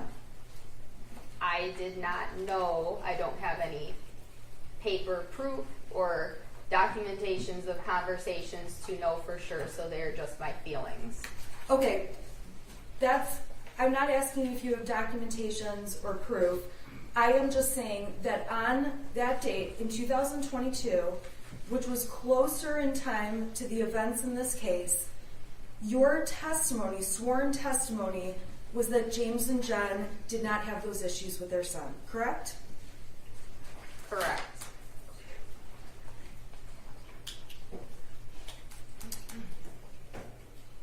Now, when the math drawing was sent over to you by Mrs. Crumbly, the math paper her son wrote on, do you know what I'm talking about? Yes. Okay. You ultimately saw that math paper, and you would agree with me that Jennifer appeared very concerned about what was going on, correct? She had stated that she was concerned. Okay. So she sends you the math paper and expresses concern. Yes. Now, you testified that when you heard there was a shooting at Oxford High School, you knew who the shooter was, correct? My feeling with the information that I was given before I had actually seen it on the news and who the shooter actually was, I had my feelings about who the shooter was. So Okay, you did not believe that the shooter would have committed a school shooting based on the math paper alone, correct? I do not know for sure. If you saw that math paper and thought there would be a school shooting, you would have told someone, correct? I cannot predict the future that there would have been a shooting, but I was very concerned about the sheet, the math test that was sent to me, and I did talk to my parents about the math test that I was shown, and my understanding is that with Jennifer and James meeting with the school that this was discussed. Okay, we can agree that after the meeting about the math paper, Jennifer was concerned. We already went through that, yes. Yes, We can agree that she sent you a picture of the math paper and you also felt concerned, correct? correct. And we can agree that you did not call law enforcement or police to say, hey, I think a school shooting is going to unfold, correct? Correct. At the time you saw the math paper and were concerned, you would have stopped a school shooting if you predicted it was going to happen, correct? I would not have known that something like this would have happened. You wouldn't have thought something like this would happen, correct? Correct. What ended up happening was horrible, correct? Correct. And it was not anything that you expected, even, correct? Correct. So when you are telling the jury that you hear about the shooting and you're thinking about the math paper, you know it's at Oxford High School, your testimony was you had an idea of who the shooter was, correct? Correct. In order to reach that conclusion at that time, you had to rely on hindsight, looking backwards at things that you believed supported Jennifer's son may be the shooter, correct? Yes, the only thing that the thing that made me believe that I knew who the shooter was realizing the math test that was sent to me that morning. Right, So after the shooting happened, I had a feeling of who the shooter was because of the math test that was sent to me that morning. Okay, so it's looking backwards, connecting the dots of things you see that were of concern, and knowing the shooting happened, that helps you put it together who the shooter is. Correct. But again, if you saw that math paper and had known or had a crystal ball and knew the shooting was going to unfold, you would have certainly called police or done something to stop it. Absolutely. You also would have said to Mrs. Crumbly, hey, I think your son is going to do something to hurt people, correct? Correct. Or, hey, I think your son might do something to hurt himself. Correct. And it's fair to say that you did not send Mrs. Crumbly messages along those lines. Correct.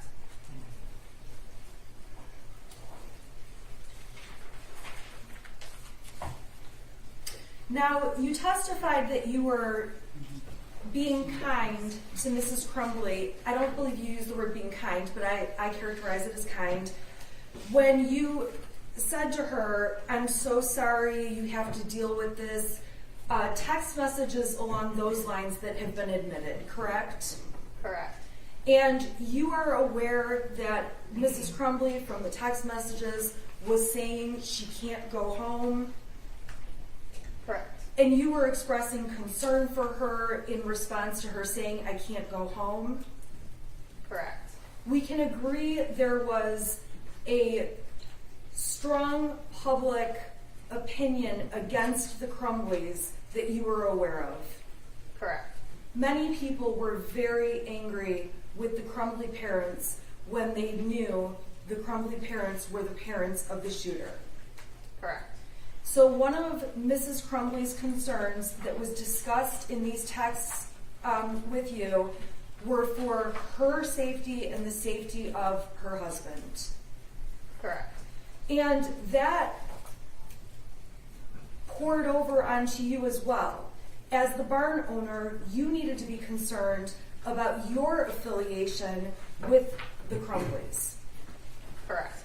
And you needed to be concerned to make sure that you were not specifically harmed by anyone for being affiliated with them, correct?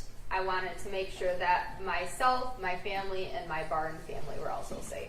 Well, that was going to be my next question. You were concerned about yourself, and I'm sorry, you said your family? My close family, and then also what we call a barn family, or people that are boarded at my facility.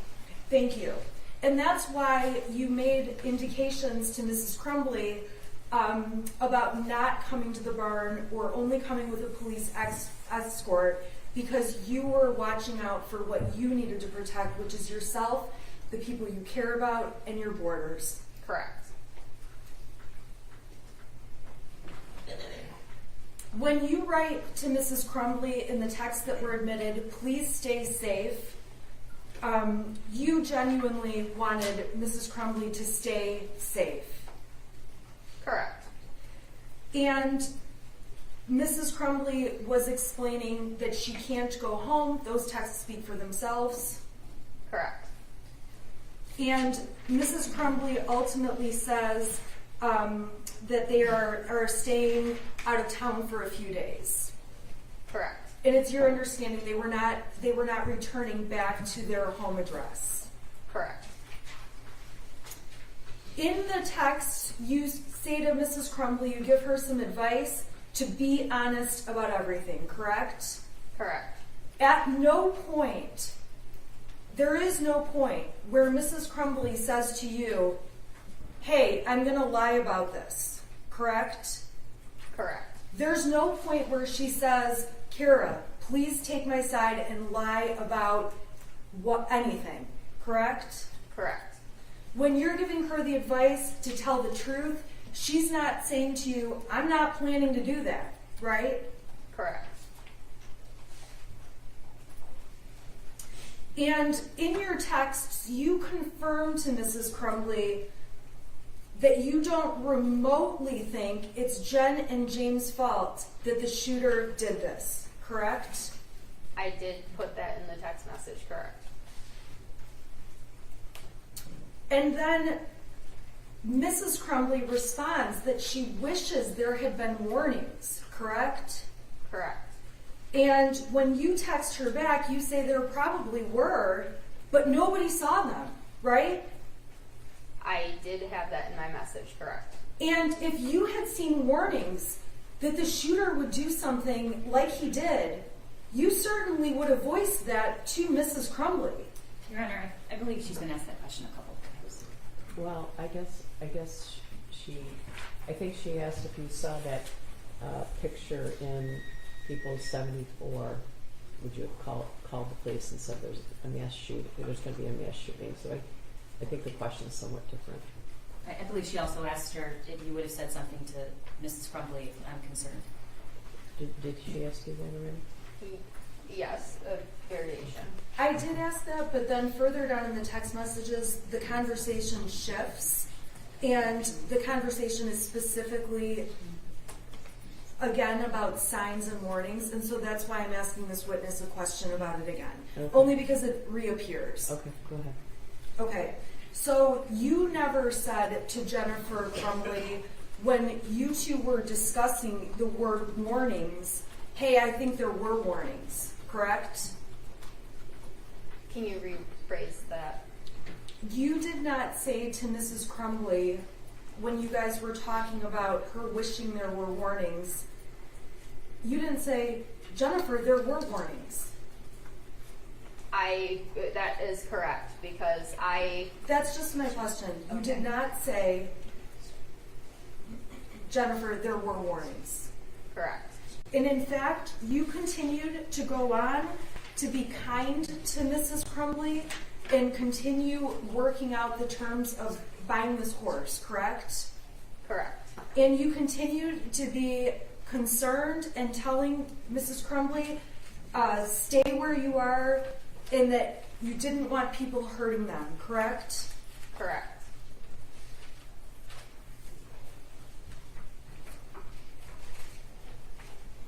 When Mrs. Crumbly was commenting to you about a lawyer costing $200,000, you understood she was trying to gather money together to pay a lawyer, retain a lawyer. Correct. And at that point, the shooting by the shooter had taken place, correct? Correct. And you do not know who the lawyer was for that Mrs. Crumbly was going to be thinking about paying $200,000 to, correct? I did not know for sure.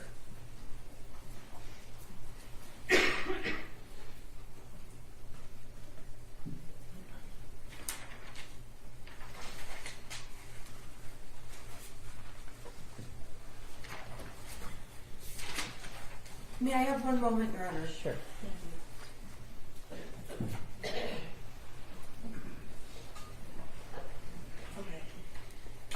Ms. Pennick, in light of your testimony, I just want to confirm, you have never suspected that Jennifer Crumbly has stolen anything from you, correct? No. You've never filed a police report or made that kind of claim to Mrs. Crumbly or anyone, correct? No. Thank you. Redirect? Kira, did you have any trouble receiving and sending Facebook messages that day when you, in the thread that I had you read? I do not remember. Okay, but you successfully communicated with her? Correct. Okay. Counsel asked you a couple times about text messages you sent Jennifer, and you wanted to explain. You said, that's what I wrote in the text. And you, what do you mean when you say that? A lot of the messages that I had sent, I wanted to send them in a way that I could possibly gain more information to provide to the law and get this situation taken care of. Okay. Did you have any other concerns about being in a confrontation or a fight? Not directly with them. Okay. And she just asked you about concerns about theft, and you said no, you didn't prior to this, so why were you concerned about it now? I was concerned because when somebody needs a lot of money and then they're in a tight spot with something like this case, that they may do things that they may not have ever thought about doing, and one of those things was stealing things to sell for money to cover the expenses of things that might need to be covered. Okay. Nothing further, Your Honor. May she be excused? You can step down in your excuse. Who is the next witness and what would their duration on the stand be if you know all senators? Mr. Hopkins, we won't finish before lunch if that's what we're asking. Are you guys good? I waited a long time this morning. Can we call another witness and then I think your lunch will be here at 12-ish. We'll start another witness, is that okay? Mm-hmm. Okay.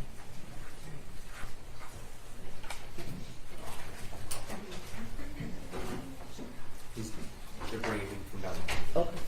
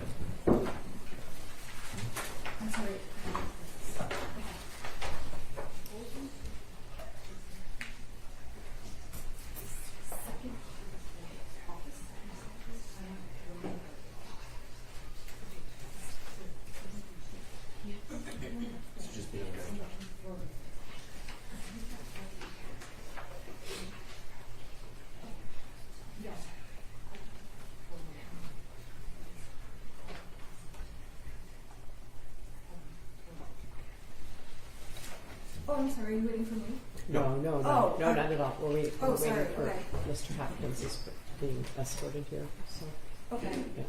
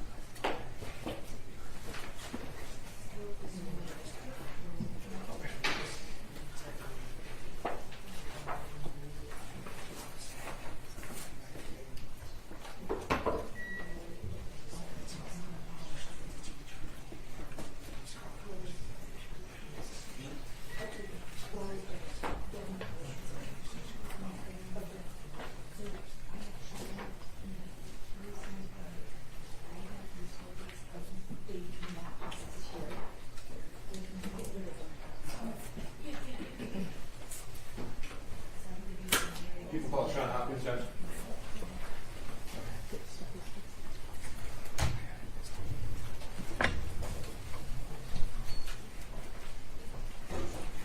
Mr. Hopkins, could you raise your right hand? Do you swear or affirm the testimony you're about to give is the truth to help you God? I do. Okay, please be seated.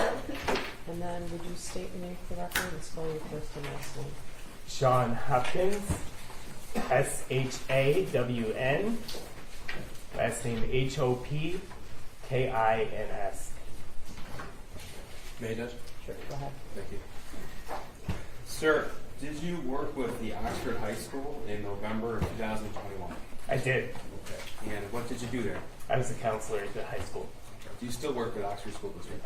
I am currently on leave through the end of the school year. Okay. So you said you were a counselor. What exactly does that mean? As a counselor, I oversaw my caseload of students. I had approximately 400 students while at Oxford High School. I helped them with post-secondary planning, scheduling. I helped them also with social emotional issues and really kind of working with them holistically throughout their time in school. Okay, so you said you had about 400 students in your caseload, is that right? That is correct. Okay, so how many students, if you know, attended Oxford High School in November of 2021? I believe it was around either 1750, 1800. Okay, so how many counselors were there? There were 4 counselors with main caseloads, and then we had a counselor who had early college students. Okay, so the 4, you call them main counselors, would they have a similar type of caseload? Yep, we were divided out alphabetically, so we each took about an equal amount of students. Okay. So you described a few different duties. Did you have any primary responsibilities as a counselor, or did you sort of have a lot of different responsibilities? I would call it a lot of different responsibilities that were all primary. Okay. I don't know that there was one that we would put above the other that I described. So in your general caseload, did you have regular meetings with students, or was it as an as-needed basis? Both, actually. We did have a couple meetings per year that were scheduled, especially with seniors. We would meet with them regularly, and then we would meet once per year to go over scheduling and making sure that students were getting everything they needed for graduation, and then on an as-needed basis for any students. Okay. So tell me about your background, please. Well, I graduated from college in 2009, actually started as a youth pastor, worked in that role for from 2009 to 2018. I actually crossed over some with my time in the schools. I graduated with a master's in counseling from Oakland University in 2015, served the 2014-2015 school year as an intern at Oxford High School, and then was hired on full-time after that. Okay, is that where you had been employed up until, from that point up until the time you went on leave? No, I was at Oxford Bridges High School for the 2022-23 school year. Okay, what is that? That's the alternative high school within the Oxford Schools District for students who are credit deficient and at risk for graduation because of their credits. Okay, thank you. So, did any of your responsibilities as a counselor at the high school involve disciplining students? They did not. Okay, so who would handle that? That would have been the dean or our principals. Okay. So, November of 2021, Oxford High School, at that point, were students still masked? They were. Okay. Was it in-person learning, or was it hybrid, or was it remote? It was primarily in person. We did have times when we were unable to stay in person due to amount of students out with COVID tracing. Okay, so it was in person whenever possible. Would that be Yes. correct? Okay. Now, what sort of issues would arise with the students in your caseload in the fall of 2021? It was a difficult time. Looking back on it, it was a time when, it was a lot unknown for students, especially if they would be quarantined at times. You were working with them, making sure they were able to stay caught up. We actually had teachers filming their class as they were teaching their class oftentimes to make sure that they were able to keep students engaged even when they were out. So it was difficult from a scholastic standpoint, which in a lot of ways led to it becoming difficult from an emotional standpoint for students, where it just became, the unknown can be difficult sometimes. What sort of mental health struggles would you see around that time? We saw a lot of depression, anxiety, students struggling, and we saw suicide ideation and unfortunately suicide attempts during that time. Tell us, please, what exactly does suicide ideation mean? It's a difficult one to define for a lot of people, but really what suicide ideation is are themes or things which may be related to suicide. So we could see sadness, which in itself isn't suicidal, or we could see depression, which in itself isn't suicidal. But when we see these themes together, sometimes they can be linked with suicide. Okay. In November of 2021, as well as the previous school year, was Jennifer Crumbly's son one of the students assigned to your caseload? He was. Okay. When would have been the first time you interacted with Jennifer Crumbly's son? To my memory, the first time would have been in the fall of the 2021 school year. Okay, so what purpose would you have interacted with him then? You would have been a freshman at the high school? Well, I do know that there have been things I interacted with him as a freshman, but I don't have memory of those. We would have done scheduling, we would have done just normal routine things, but I don't have a memory of that. So when you say scheduling, you mean scheduling classes? Yeah, Okay, so that was one of your responsibilities as well? it was. Okay. Now, first of all, is Jennifer Crumbly in the courtroom today? Yes, she is. Can you point here and describe something she's wearing today, please? She is to my right, wearing a black jacket. Your Honor, would the record reflect that identification? The record would reflect the credit identification of the defendant, Jennifer Crumbly. So in the defendant's son's freshman year, that's the fall of 2020 into early parts of 21, do you have any recollection of interacting with him? I don't. Okay. Now, did you interact with him in the, if I showed you an email, would it refresh your recollection if you met with him in the spring of 2021? I have seen this email. I don't have memory of the meeting, but it's been documented. Okay. This is exhibit, I don't believe we have an objection to exhibits 155 through 160. I'm sorry, let me just double check here. That's correct, 155 through 160, right? You don't have an objection to any of those? No. Okay, 155 through 160 are admitted. Mr. Hopkins, I'm going to direct you to the screen right in front of you. This is exhibit 155. Portions obviously are redacted. This is a copy of an email. Is that correct? It is. Okay. It's sent from a staff member of Oxford High School? Mm-hmm. You have to Yes. say yes or no. Yes. Okay. And can you tell us, please, it was addressed to you May 13, 2021, 1:46 p.m.? That is correct. Okay, what does the email say? It's, hi, when you get a chance, can you call redacted down and see how he's doing? He's failing my class and tries to sleep all the time in class. Okay, so this was in reference to the defendant's son. That is correct. This is a portion of the same email thread, also May 13, 2021. This is 2:07 p.m. And what was your response? It says, I'll catch him before the end of the day. Okay. And then did that staff member respond to you? Yes. And what was that? Thanks. Just a little worried. Okay. Now, do you recall having a conversation with the defendant's son in May of 2021? I do not recall this meeting. Okay. I'm going to show you what's been admitted as People's 156. Mhm. This is, remember, yes or Yes, no? yes. Okay. September the 8th, 2021, 8:23 a.m. This is an email from a different teacher to you. Is that right? That is correct. Okay. And could you read us, please, what the email says? Hi, Sean. Could you please touch base with student? In his autobiography poem, he said he feels terrible and that his family is a mistake. Unusual responses for sure. Okay. Did you respond to that email? I believe I did. Okay. So this is your response, September the 8th, 2021, 9:15 a.m. What is your response? Thanks for the heads up. I'm in senior meetings throughout the day, but we'll try and catch up with him. Now, do you recall that interaction with the defendant's son? In this case, I did not have a direct interaction with the defendant's son. I talked with the teacher. Okay. And tell us about that, please. I had a conversation with the teacher, and she explained to me a little bit more context of what had gone on. She explained that he was Your joking. Honor, I would object to the hearsay. It's not offered for the truth of the matter, sir. The judge just offer what he did next and why. Okay, so what did you do next? So I had a conversation with the teacher who gave me greater context of what was going on within this. And she stated that he was Your actually. Honor, I would object I to don't think it was clear to him. I'm Okay. sorry. Oh, that's all right.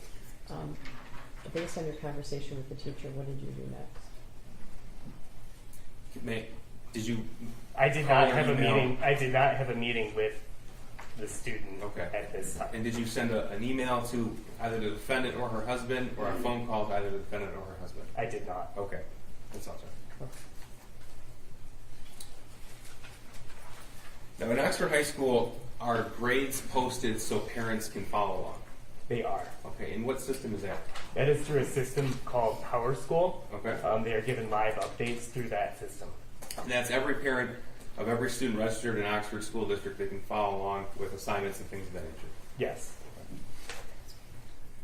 And our parents also provided emailed updates to Power School. I believe that they can get notifications through the Power School system. And that's sent to email? I'm not sure. If you how that is know, that's all right. All right. Now, this was September the 8th, 2021. I'm going to show you People's Exhibit 157. Now, this is November the 10th, 2021 at 2:45 p.m. This is an email to you. Is that right? That is correct. Okay. And can you tell us what this says, please? Student is having a rough time right now. He might need to speak with you. Okay.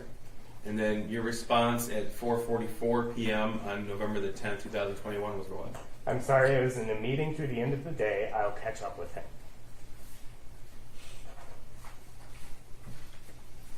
Okay. And did you catch up with him?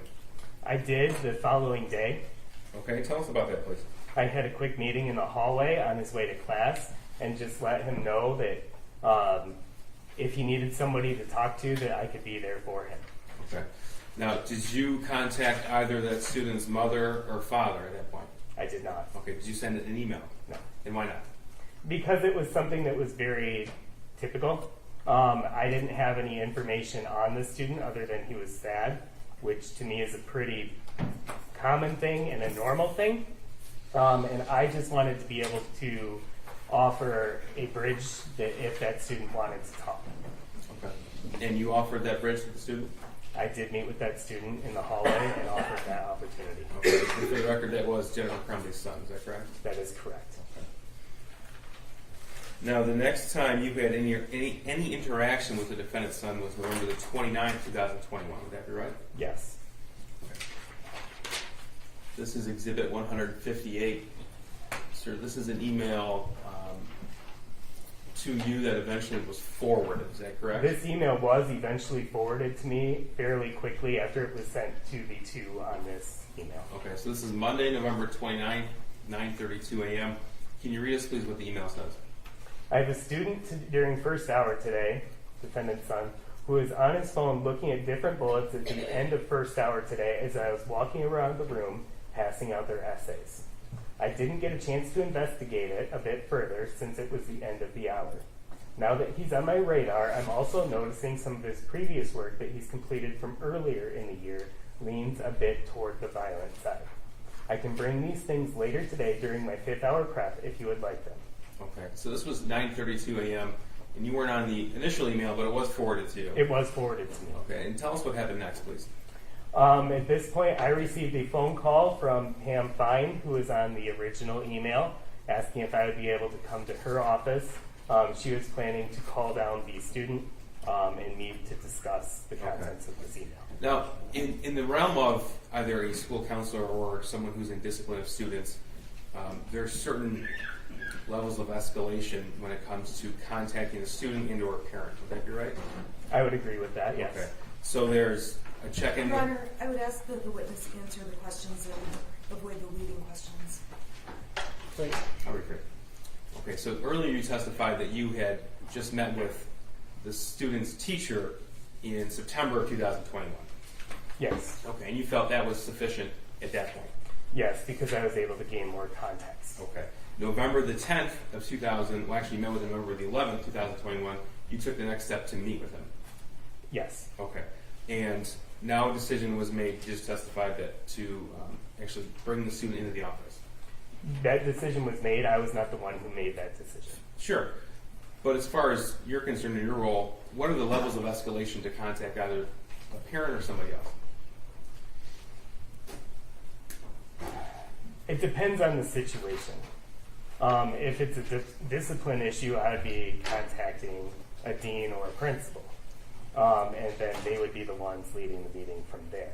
If it's a social emotional issue, or if I feel the student is at risk of harm to themselves, I would be contacting a parent in that case. Okay. So you said it was Pam Fine who was on that initial email, and what was her role at Oxford High School? She was a restorative practices coordinator at that time. So tell me what happened after you received that phone call. I walked to Pam Fine's office, and the student had been called down and then walked into her office. Okay, the student being the defendant's son? Yes. Okay, tell us about that meeting. It was fairly brief. I was there as student support throughout the meeting, not to have direct conversation about the content of the meeting, but it was really a chance to get an idea of what he was looking at and why. Okay. When you said you were there for the standpoint of student support, what does that mean? Well, when a student is facing a potential discipline issue, it's fairly common to call a counselor in, as we are not the ones issuing the discipline in that case, but we can be a person there who's in the corner for the student. So is that intentional to keep the discipline separate from the counselor? Yes. Why is that? Because the counselor is not a role of disciplinarian, the counselor is a role of student support. So your focus then would be on the mental health and well-being of the student, not if the school rule was violated. That is correct. You said the meeting was fairly short. It was less than 10 minutes. Okay. Was a decision made to take the next step to contact a parent? There was a phone call to the parent after the meeting. Okay, now, do you know how that decision was made and why? I do not know how that decision was made or why. Okay. Were you there for that phone call? I was. And it was a voicemail? It was a voicemail. Okay. And who made it? You or Ms. Fine? Ms. Fine is the one who made the phone call. Now, when was the next time you had any interaction? Well, first we'll go through the rest of 158 here. It'll be on your screen. Okay. This is when it was the email forwarded to you at 9:34. Can you read this email, please? I sent the following email to Nick and Pam. I wanted to make you aware as well. I'm not sure if you had any contact with this student. Okay, now who's Nick? Nick was a dean of students at Oxford High School at the time. Okay. And 9:36 a.m., you responded to the email. What did you write? Thanks, Jacqueline. I'll be touching base with him as well. Okay, thank you. Now, when is the next time that you had contact with the defendant's son? It would have been the following morning of November 30th. I'm going to show you what's already been admitted as 159. This is also an email. This is Tuesday, November 30th, 2021 at 8:05 a.m. And you were on this initial email, correct? Yes. Okay, could you tell us what the email says, please?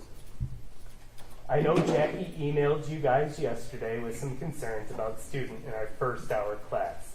Today he is watching videos on his phone of a guy gunning down people. It looks like it's a movie scene and not security footage / a real event, but definitely still concerning when taking into account some of his other behaviors. Okay, so this email was sent at 8:05 a.m. the morning of the shooting. What Yes. time did you receive it? Well, I received it at 8:05. I believe I responded and saw it about 30 minutes later, I'm sorry, that was a bad question. What, if you recall, what time did you actually read it? around 8:30. Okay. What was your reaction when you read the email? My first reaction was, here we go again, of another conversation of you have to follow school rules, you have to be able to make decisions that aren't going to be detrimental to your time in class. Okay. Now, did you receive, subsequently you met with that student, correct? That is correct. Okay, but before you did you receive another email regarding him? Not to my knowledge, no. Okay, well, did you receive another email regarding the defendant's son that day? I did, but it was, what happened was a math teacher showed a picture to our dean of students, Nikki Ejak. Okay, so I'm going to show you 160, what's been admitted. Okay. This is from a teacher to you and Mr. Ejak, who references the dean of students. Yes. This was sent 9:32 a.m. and this was a photograph of a drawing by the defendant's son. Yes, this was sent after I already had defendant's son in my office. Okay, so let's back up a little bit then. You looked at the first email around 8:30 in the morning, you said? Yes. Okay, and then what decision did you make and why? I was on the phone when I saw the email, and upon hanging up the phone, I actually had Mr. Ejak come to my office. Why is that? Because he had been shown the math assignment, which is attached in the email currently on the screen. Okay, and then tell me about that conversation. He mentioned that Miss Morgan had shown him this picture. I said, Ethan, because I had his schedule up on my computer going to planning on talking with him. Okay, And then I made the decision as the counselor to go into his class because it is, when a counselor goes into a class, it could be for anything. okay. You said you had made the decision to speak with him. Was that because of the email you received before Mr. Ejak came and saw you, or another reason? It was based on the email that I received. Okay. And then when I already had the information that there was an assignment of some sort going on, then it solidified that decision even further that I was going to talk to the student. Okay, did Mr. Ejak show that to you, or did you see it from the email? I did not see it until I saw the assignment in person in the class. In person? He was shown a picture of it on the phone. Who's he? Mr. Ejak Okay, was shown a picture of it on a cell phone. all right. So I had not seen the assignment at that point. All right. And you made the decision to retrieve the defendant's son from class and bring him to your office. Yes, his classroom was actually close to my office when he was in that hour. Okay. And so I made the decision that as a counselor, it would be easier for me to walk in there because that's a pretty common thing. And then I ended up grabbing the assignment and walking back to my office with the student. Okay. Now the first time you saw that assignment was in person in that classroom. That's correct? I really didn't look at it much. I had it, Okay. but I wasn't studying it as we were walking back to my office. Okay. This is Exhibit 123. It's already been admitted. Now there's things drawn out in words added and certain words crossed out. Was this the assignment that you retrieved from the defendant's son's classroom? Yes, it was. Okay. And then you brought the defendant's son back to your office. Is that right? Yes. Okay. And then when would you say is the first time that you really took a look at this? a couple minutes after being back into my office was when I really took a look at it. Okay. I went through the email I received with him With from who? The Allison. defendant's son? Yes. Okay. The email from Allison Karpinski, and then sought clarification on that email. And then after receiving the clarification from the student on that email, I then looked over the paper with the defendant's son. Okay, and what was your thought when you saw this paper, Exhibit 123? My first thought was I wanted to get from him what he was doing.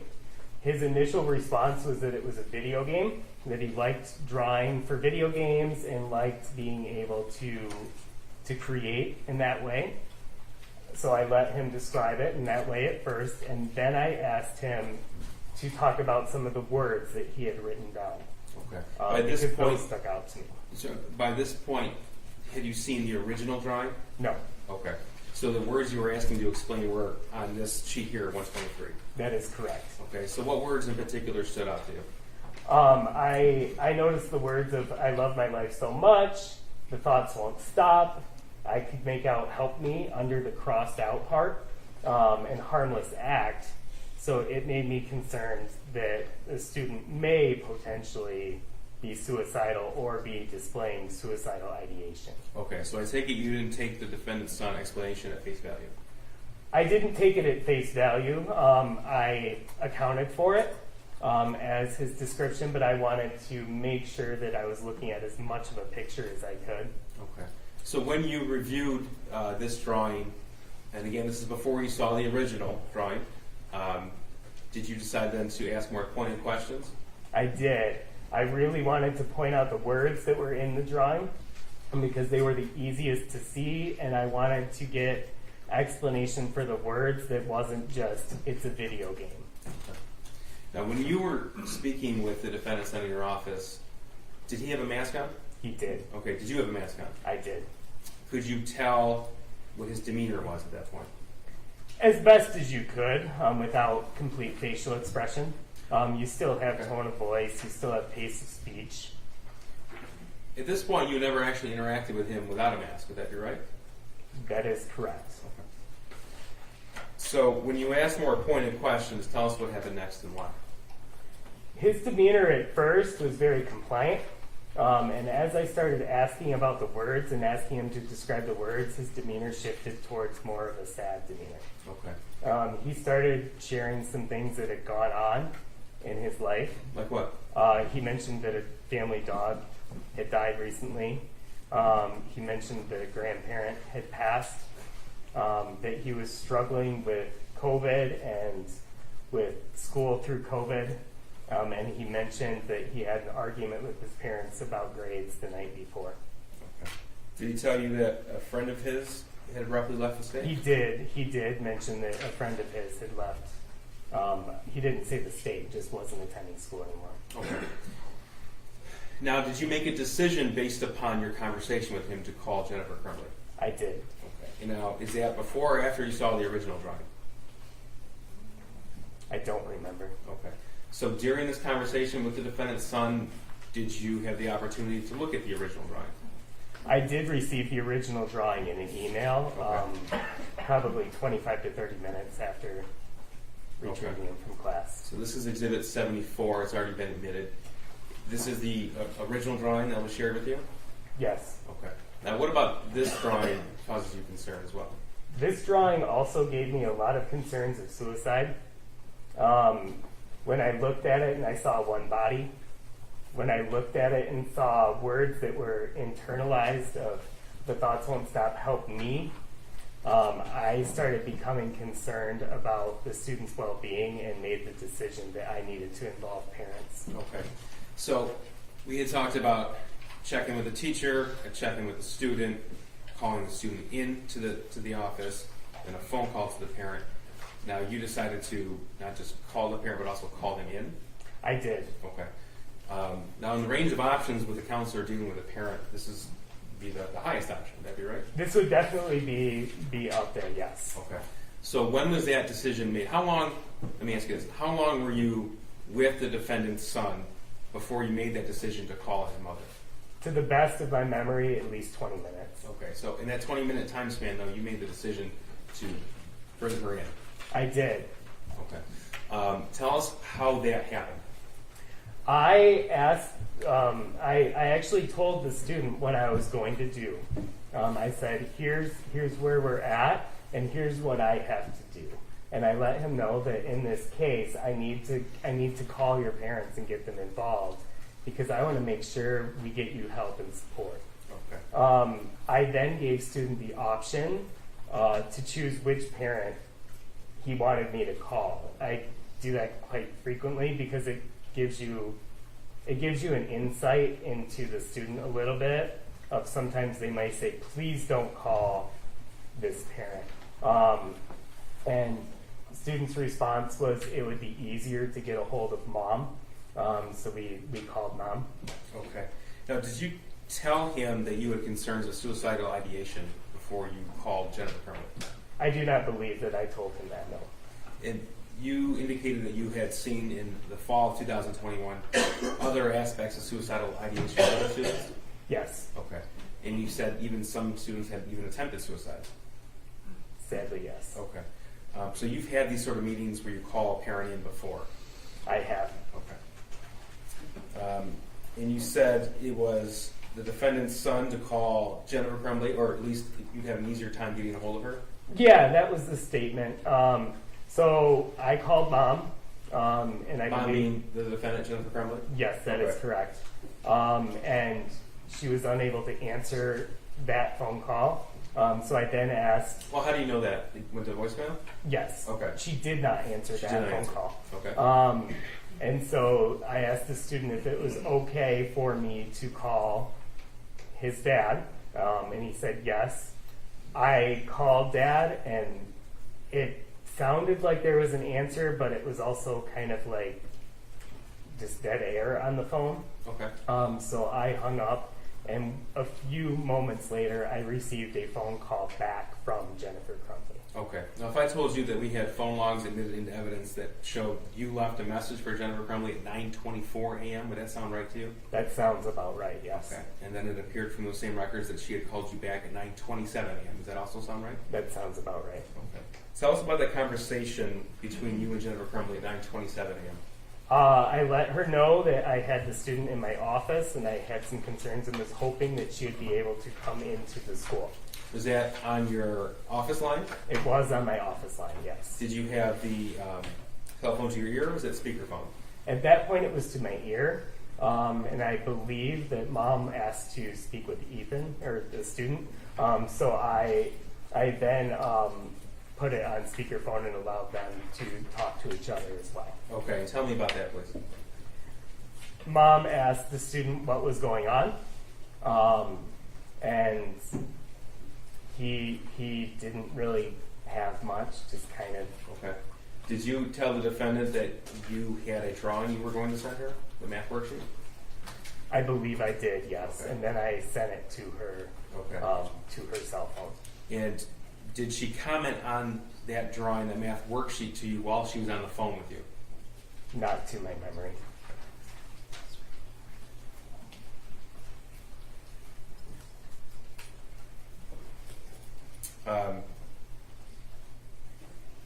You indicated to Jennifer Crumley that you needed her to come into the office. Is that what you said? Yes. Okay. Did she say, "Okay, I'll be right there," or did she say something else? She was hoping that Dad would be able to do it, that it would be difficult for her to get there, to leave work, and that she worked approximately 30 minutes from the school. Okay.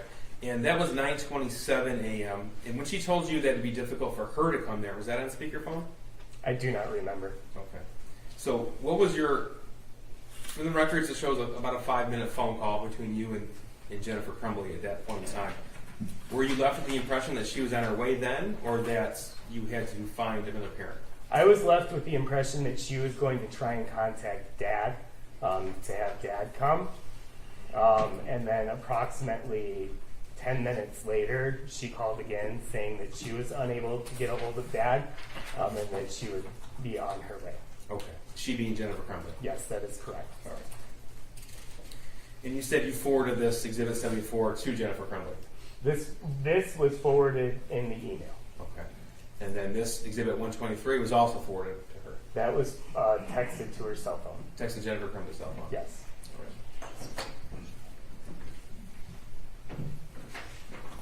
Is this a good or bad time to break? This would be fun. Yeah, their lunch is here. So, Mr. Hopkins, you can't discuss your testimony with anyone before your return. Okay? All right? Then you can sit down. We'll come back at 1 o'clock. Okay? Right there, yeah, their lunch. Thank you, Jeff. All rise for the jury.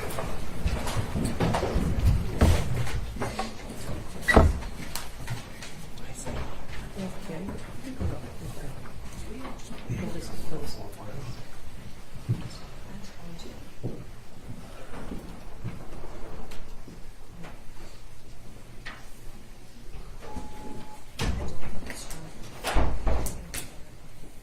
Okay, 1 o'clock? Thank you, Judge. Thank you.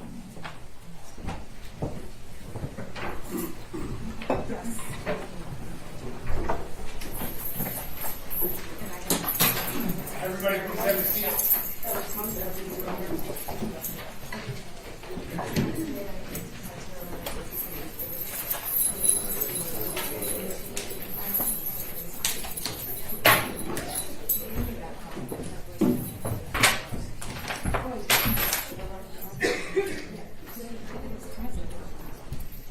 Why didn't you cut and paste it in there? Isn't it cute?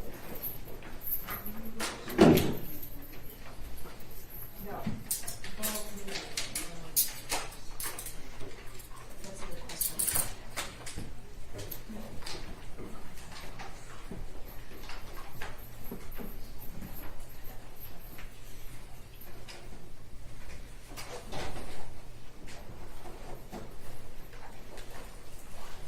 Okay, you guys can go. Thank you.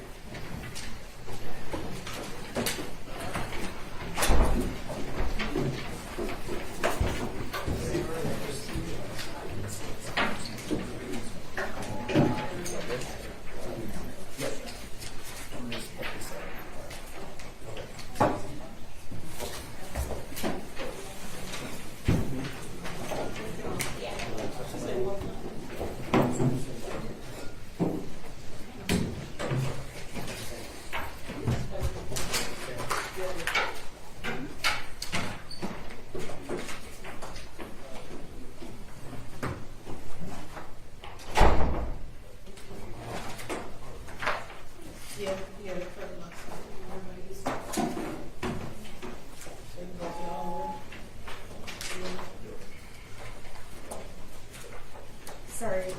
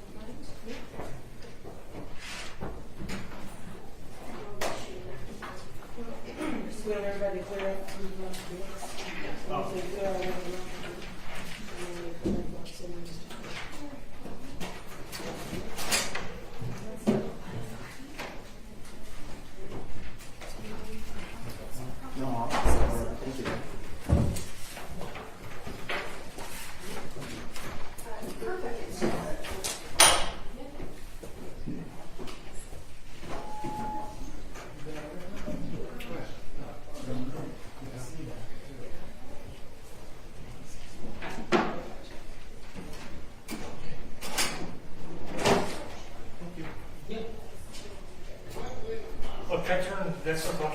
Yep. And I'll have a few minutes when we get back to your matters. Yes, yes, Yeah, okay. open the doors will not. And about 7 minutes. Okay. About 10 to 1. Great, thank you. Turn this off.